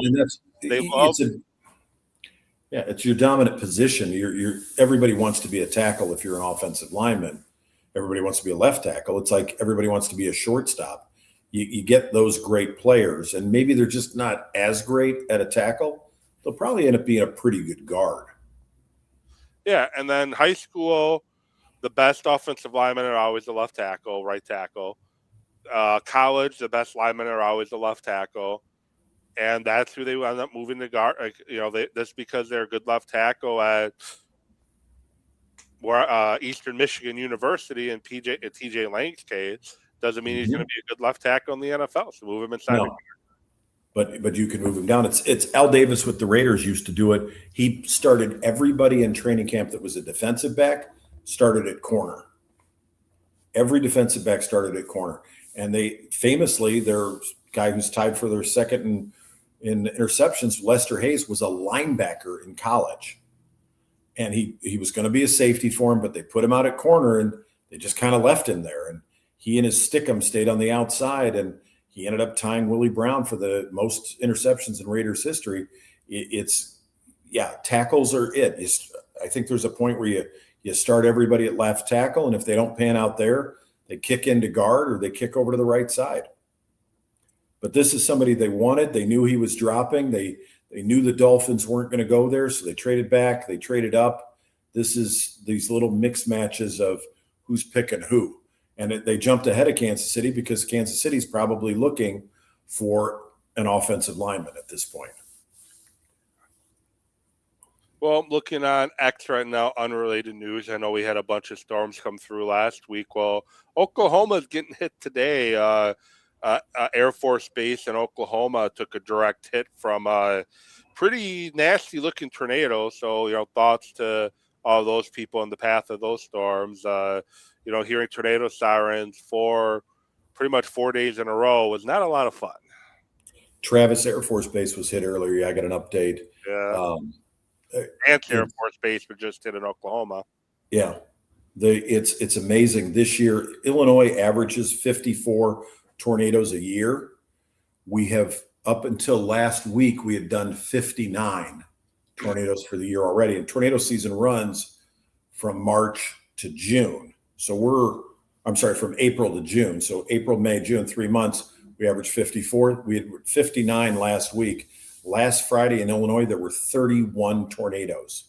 Yeah, last week in Wisconsin, we had 25 total. Yeah, I was on the phone. I was on a call today with some people from Janesville, Wisconsin, in the Milwaukee area. There's some need there with flooding. Yeah, Janesville got hit hard. They had like almost 10 inches of rain. Yeah, so there's exasperated, and I just got a call right before we went on air from one of our area coordinators up in Minnesota, and they were fine with feeding people, and now they're not because they're running out of people to feed, and the fatigue is set in. So we may be spinning up a disaster deployment in Minnesota. They had 2 tornadoes touch down within 15 minutes of each other, right outside of the Rochester area, Marion, Minnesota. Well, Oklahoma's right there. Pete Woods, Clemson defensive tackle, goes to Kansas City, and they're going to get some help on the front for the their big defensive tackle, getting up there in age, costing a lot of money, probably in his last year in Kansas City, doesn't help to build the trenches a little bit. Mm-hmm. Yep, this is Kansas. That's a good pick for Kansas City. Now I'm seeing more trade action. The Jets have traded back into the first round. And I'm not surprised by that. I thought they would, but I thought they would be going after Ty Simpson, but he is long gone for them. Yeah, I don't know who the Jets are moving up to take, but I can say this with a lot of authority. There are no quarterbacks currently in the draft this year that is warranting a first-round pick, let alone a second-round pick. Jared Newsommeyer, he's not a second-round guy. Drew Aller is a third or fourth-round guy. Cole Payton is a middle-round guy who needs a lot of development. Carson Beck, probably a day 3 guy. Taylon Green, great athlete, but probably not a quarterback at the next level. He's going to get his chance to play quarterback, but not a quarterback at the next level. So there is literally no quarterback left that should be a second-round pick, let alone a first-round pick. Oh, absolutely agreed. We're looking at day 3 guys now. Yeah. So now the question becomes, who fell that they're excited about? So is it a corner? You got McCoy, you had mentioned earlier. You got Avion Terrell out of Clemson. You got maybe a wide receiver, a Mark Cooper Jr. out of Indiana. You got Caden McDonald and Christian Miller on defensive tackle still on the board. Yeah. Yeah, I think we can, and we kind of stopped on the edge. I think offensive line, I mean, the Patriots, I think, got the last one that I put a first-round grade on. So it's got to be some other position that they're looking at. You're looking, Jets traded back in. I know Seattle's probably looking defensive back. Buffalo's got to be looking interior offensive line. Maybe they're looking at a situation where they're looking at an edge or somebody on that second level of the defense. But, man, I don't know. I don't know what the Jets – there's somebody they like, and I think there's a lot of guys in this draft that are very similar. And we may see somebody, you said it, Ty Simpson is – I hope the Rams are right about him, but you look at the talent level, Carson Beck, I think he's got an odd personality. I think that's strange. He's turnover prone, though. Yeah, turnover prone, but he could end up being a good serviceable NFL quarterback in the right situation, or he could just end up being a nut job. What does Mel Kiper Jr. say? He says Denzel Boston is still out there, a wide receiver out of Washington. Then he's got a couple of edge guys. Zion Young out of Missouri could be a possibility for the Bills. Wouldn't be surprised if Falk ends up being the guy here. Take another edge guy. Why not? Well, Falk, I'm sorry. I meant for Buffalo, but still. Yeah, for Buffalo. Mark Cooper Jr. goes to the Jets. I'm a little surprised that the Raiders didn't trade back up. Maybe they were hoping he would drop to 34 because he was a teammate of Fernando Mendoza. That would have been a good – just kind of let him fall down to you and end up with a guy that has already got a chemistry. This is an interesting – you've got Garrett Wilson there. You're trying to give Geno Smith somebody else to throw to put some pressure on the defense. This is a kid who's a solid receiver who's been very productive. Yeah, Combine, he was listed as 6 foot 199. Pro Day, 5'11", 201. Depends on who you believe there. Production-wise, he had 69 catches for 937 and 13 touchdowns with 3 drops in 2025. Wasn't that productive prior to that. He had a big senior year playing with Mendoza. His senior year before that, he wasn't a starter, so he's just a one-year starter. And he's a guy that can play both inside and outside. Has some Steve Smith to his game, in my opinion. Mm-hmm. Yeah, he's feisty. There's some definite playmaker ability with him, and it's one of those, you look at his tape, and I could see where the Jets wanted to trade back in and get him. I was kind of thinking he would be one of those guys you're talking about overnight, and with the first round concluded, a lot of people would be looking at him top of the second round. Yeah, 2 picks remaining. Buffalo and Seattle currently own them. We'll see if there's any trades made before the first round of the draft comes to an end. Now, Seattle's got an interesting pick here because I think they have a definite need at running back, and there's just nobody that looks good at that spot. The best running back left on the board is another Notre Dame guy, and he wasn't a full-time back. Jadaron Price. He wasn't a full-time back at Notre Dame. He's probably second, third round guy. So taking him at this point of the draft would be a stretch. And the thing is, with Price, you're taking a guy that has never been a featured back. So no, he hasn't been the guy. Now, if Charbonnet comes back from his torn ACL, which he's probably going to miss probably at least 6 games this year, because remember he hurt it in the playoff game, loss against San Francisco. Mm-hmm. Now you have a nice 1-2 tandem, but he's going to be the guy you're leaning on to be your full-time back until Charbonnet is back. Tennessee has traded back into the first round and has snagged Buffalo's. Oh. So Tennessee wanted that pick. Yeah, there's somebody they want. I would not be surprised if they take the corner from Tennessee and Jermod McCoy. If his medical they're okay with. This would be a great spot for them. Jets have made 3 first-round picks this year. 2 defensive end David Bailey, number 16 the tight end Kenyon Sadiq, and number 30 Omar Cooper Jr. And they have 3 first-round picks next year as well. That you got to think you're hoping you're hitting on 6 starters in just the first round in 2 drafts. Yeah. That could be a major change for that organization if they hit. And you could see, if you have the right quarterback, that can definitely change the course of a franchise, because you look at the draft Cleveland had last year, all their draft picks had great production last year. The problem was didn't have a quarterback. The Jets are kind of in that same position this year. Well, and if there's somebody they like next year, and I got to assume that they've been scouting it, now you literally have 3 first-round draft picks. You could pretty much, regardless of your record, end up getting the guy you want. Yeah. And on paper right now, next year's draft looks better at the quarterback position than this year. So thing is, so the reason why, I make that comment that I did, the quarterback from LSU who's undersized, Garrett Nussmeier, after his 2024 performance, maybe after his 2024 performance, people are putting him in the first round, and he goes back to school for a 6th year, has an injury-plagued year, and doesn't play well.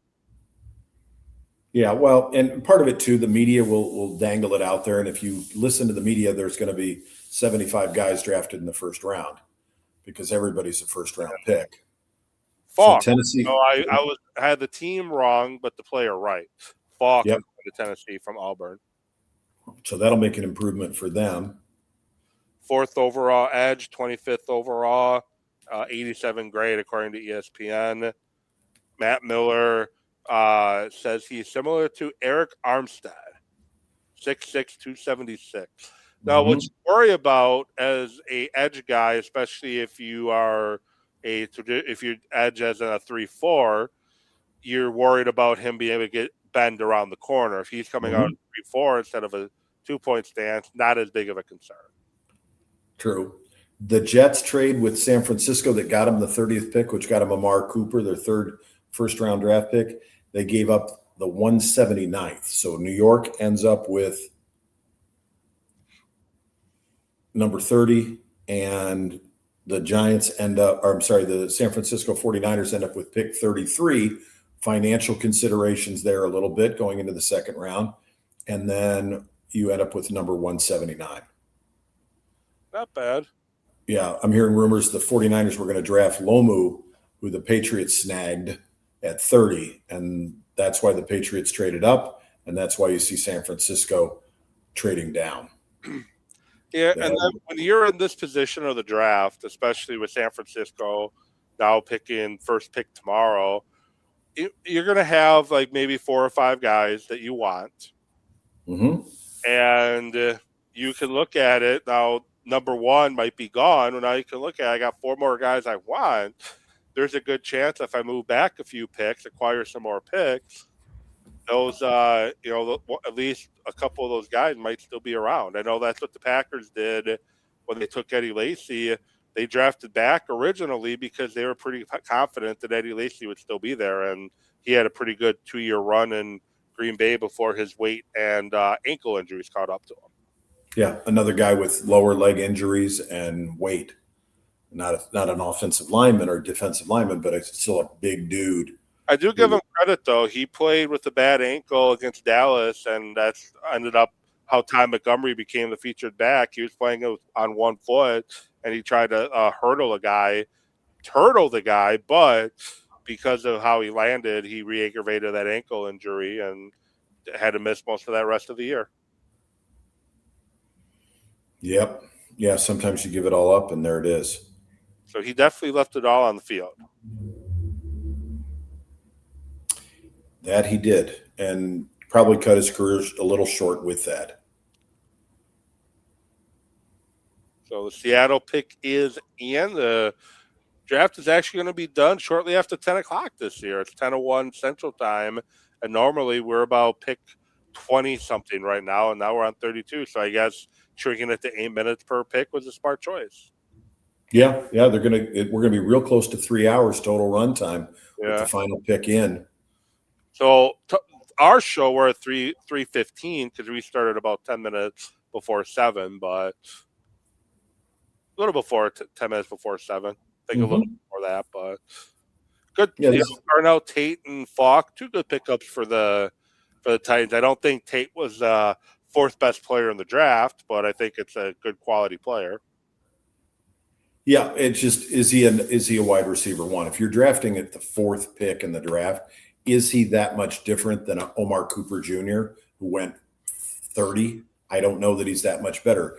There were people that like Tate better who went after him. So I think we're going to see this draft when it's replayed in 4 years, or when we start to see guys getting their 5th-year options picked up. There may be some differences that occurred, and I'm not going to doubt Brian Dable, who I'm sure was intimately involved in that discussion, but Carnell Tate at 192 pounds, he looks like he's struggling to keep that. And I know it's not the underwear Olympics that the combine is, but you got to get a guy, and maybe they think he'll have the ability to put on some weight and build, but his separation is what concerns me. And when you're asking a guy to get bigger, his hands are fantastic, but does he fit that physical profile of a top 5 pick that you're just going to go plug him in and let's not worry about him? Well, here's an interesting story here. The Steelers are apparently on the phone with Malachi Lemon at number 21, planning to pick him. Then the Eagles traded up to number 20 and took him while he's on the phone with the Steelers. Oh, my goodness. So I guess we see why the Steelers went the route that they did. Yeah, that makes a little more sense then. And again, you said it, you got to have a bunch of guys that you love, the guys that you're looking at, and this is not a one-day thing. There will be some guys drafted tomorrow night that will end up being very good NFL players. And there are some other guys that will be drafted on Saturday. And as shocking as it'll be, there'll be some student athletes that will not be drafted at all and end up being serviceable NFL players. Yeah. Whether they're an inch too short or their arms are an inch too short or their 40 time is 1/10 slow. But yeah, this could be interesting. I heard a story about New England back in the Belichick days making a trade and letting some other team, I think it was the Steelers, pick an offensive tackle because they knew they wanted the tackle. They didn't have any interest in him, but they knew that the Buffalo Bills were drafting right behind him, and they didn't want the Bills to get the tackle. So they traded out of the spot, let the Steelers come in, grab a tackle, and then kind of mess up their plans. That was towards the end of Belichick's time in New England, too. Yeah. So we'll get the final pick, and Roger Goodell will get booed for the last time tonight. Yep. Not sure who this guy is with him. I don't have my sound on, but Jaden Price, running back Notre Dame. So the Jets Wow. started to do go running back, which, as I mentioned, I brought him up as a possible option, but he doesn't have a lot of experience being the guy. Well, he's going to have to be the guy for a few weeks here while Price, has Cabernet gets healthy. Well, and in a way, an interesting situation. It's a guy that's used to splitting carries. It's a guy that doesn't have a lot of tread worn off on him, but it's a guy who you can come into it and say, okay, he doesn't have to be the bell cow back. He can be. Is it a high pick? Yeah, but quite frankly, if I'm drafting 32nd in the NFL draft, I'm probably in a pretty good mood because we've just won a Super Bowl and I've got a ring coming and we've got the hats and T-shirt game out of our way and life is good. So you're really kind of throwing darts at a wall here and you're picking from a place of luxury that you don't have any massive holes. They have a hole because of injury and they lost their starting running back. But this guy in Charbonneau could be a nice 1-2 punch. And it may be somebody who is very comfortable with that role that doesn't have the ego that says, I need my 25 carries a game. Well, for Packer fans that are watching along, don't sweat it too much. There's still a lot of Packer types that are out there. I had Jacob Westendorf on the show a couple weeks ago, and he talked about the draft guide that he is a big part of, which is specifically Green Bay Draft Guide. And in that Green Bay digital, it's a digital only feature, but in that Green Bay Draft Guide, he had the top 300 basically Packer types at each position. And a lot of those guys are still there at edge and at corner and interior defensive linemen. So still a lot of guys out there that can definitely fit the Packers' needs. So before we do call it a night, anything really surprise you in round one? I think a lot of it went kind of how we thought it would with a lot of the trades and a little bit of moving up and down and back and forth. And I think San Francisco got hit. I think they made a miscalculation. I think John Lynch got played there a little bit and had to get out of the first round because he ended up losing the guy that he thought he was going to get, which was the offensive tackle in Lomu. So there's a little bit of that. I think John Cedar had a very good night tonight. He's the associate head coach and running backs coach for Notre Dame, and he just had two of his guys be the only running backs picked in the first round and probably the only running backs picked in the first 2 days of the draft. And that's an incredible thing. There's some reaches, I think, but I think everybody played it pretty safe for the most part. And I'm really excited to see which of these players and which teams got it right, because there's a lot of them that I think are grouped really close together. The offensive line, the tackles, the Patriots could end up picking a guy at 28 rather, Caleb Lomu, who might end up being the best tackle in this draft. I'm a little surprised we didn't see more corners. We had two safeties go in the first round, so that's a little surprising. But I think we'll see a run on corners and wide receivers in the second round tomorrow. Yeah, I think the Giants had a good draft with their 2 first-round picks. The Vikings, their move is head-scratcher because you take a 6'6", 330-pound defensive lineman that has a history of foot issues. So that was a bit of a head-scratcher. The Cowboys reaching on Malachi Lawrence, that surprised me. I thought he was going to be a second-round guy, but he sneaks into the first round because I guess at this point the Cowboys are a bit desperate. I think Falk would have been a better choice for the Cowboys at edge over Lawrence personally. But, yeah, I think you said it spot on. There's nothing really stood out per se. I think it went how we expected. I thought there's going to be there are a bunch of trades starting at number 6, 9, 10, 11, 12, 13 and 16. So you had a bunch of trades there. I honestly thought we were going to see a few more trades in the than we did in the early part of the draft, like the top 5. I thought we were going to see a trade within that top 5 from somebody, but Yeah, a little surprising. And the first trade didn't come in until number 6. Yeah, I think the Jets, they drafted 3, and this is the only team that's ever drafted 4 first-round picks. And I know those guys played for like 50 years in the NFL, but it kind of reminds me of that draft for them. I think they got good, safe players. I don't know with 3 first-round draft picks if they got exceptional players. But that being said, I think they end up coming out of it where they got 3 first-round picks this year and 3 first-round picks next year. They might very well end up with 6 starters that are just very good players in the NFL. Yeah. Well, I saw one guy that's not a big fan of the Dolphins pick. He's a Packer fan, but he goes, the Dolphins needed a safety. They brought in a defensive head coach. A generational safety prospect falls in their lap, and they proceed to trade out for a 5th-round pick to draft a tackle that might play guard. You can tell that front office is from Green Bay. Oh, goodness. So they're so far away right now. Miami is, and you're going to have to spend some time. I mean, there's just teams that need a lot of help. The Jets, the Browns, Miami. You can't just throw everything in there. And it's not a bad draft for the Dolphins. And I think for them, the things I hear coming out of their locker room are that they need some solid people. And maybe that character thing is a bigger component for them. But they got a long way to go, and they've got a long haul to do it. But they've got a guy who has coached pretty recently in college, and he can work with young people, and it's going to be a lot of player development for them. I'm impressed with the Patriots. Getting Caleb Lomu was a good pickup for them.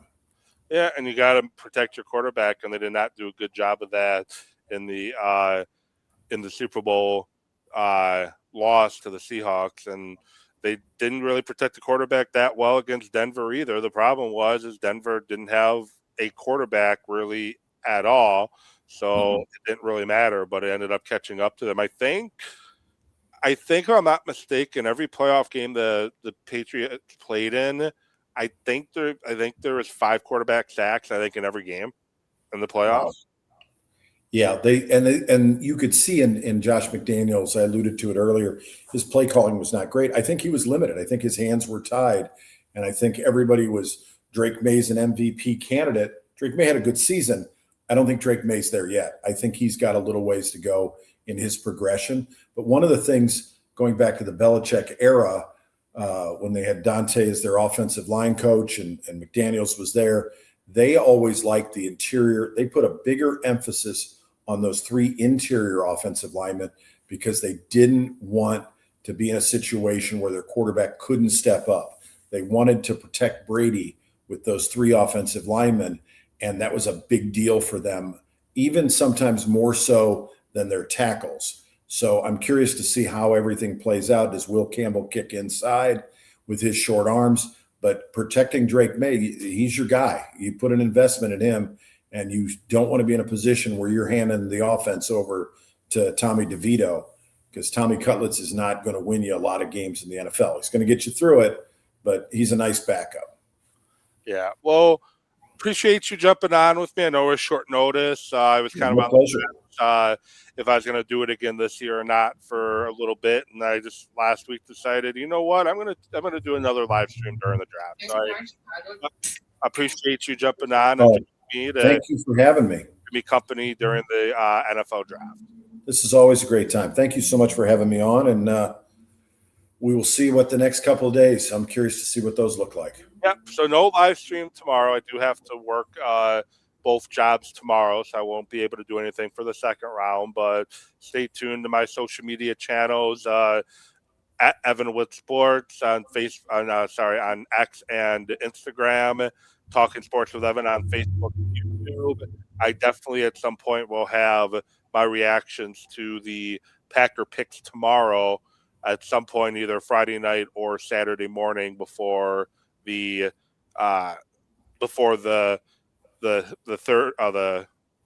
through 7 rounds happen on Saturday. But stay tuned for that. And a big thank you again to Emlyn for coming on to join me. Big thank you for all those that has watched the show at some point here tonight. You can find the show on the social channels that I mentioned. You can also find every show that I've done, including my draft specials with Emlyn, on Spotify. Just scan that QR code in the corner, and please like and subscribe and follow, whatever the options are on these social media platforms. With that said, new Talking Sports with Evan next week to talk about the, between now and next week, the world of Wisconsin sports. Have a good night, everybody, and talk to you later.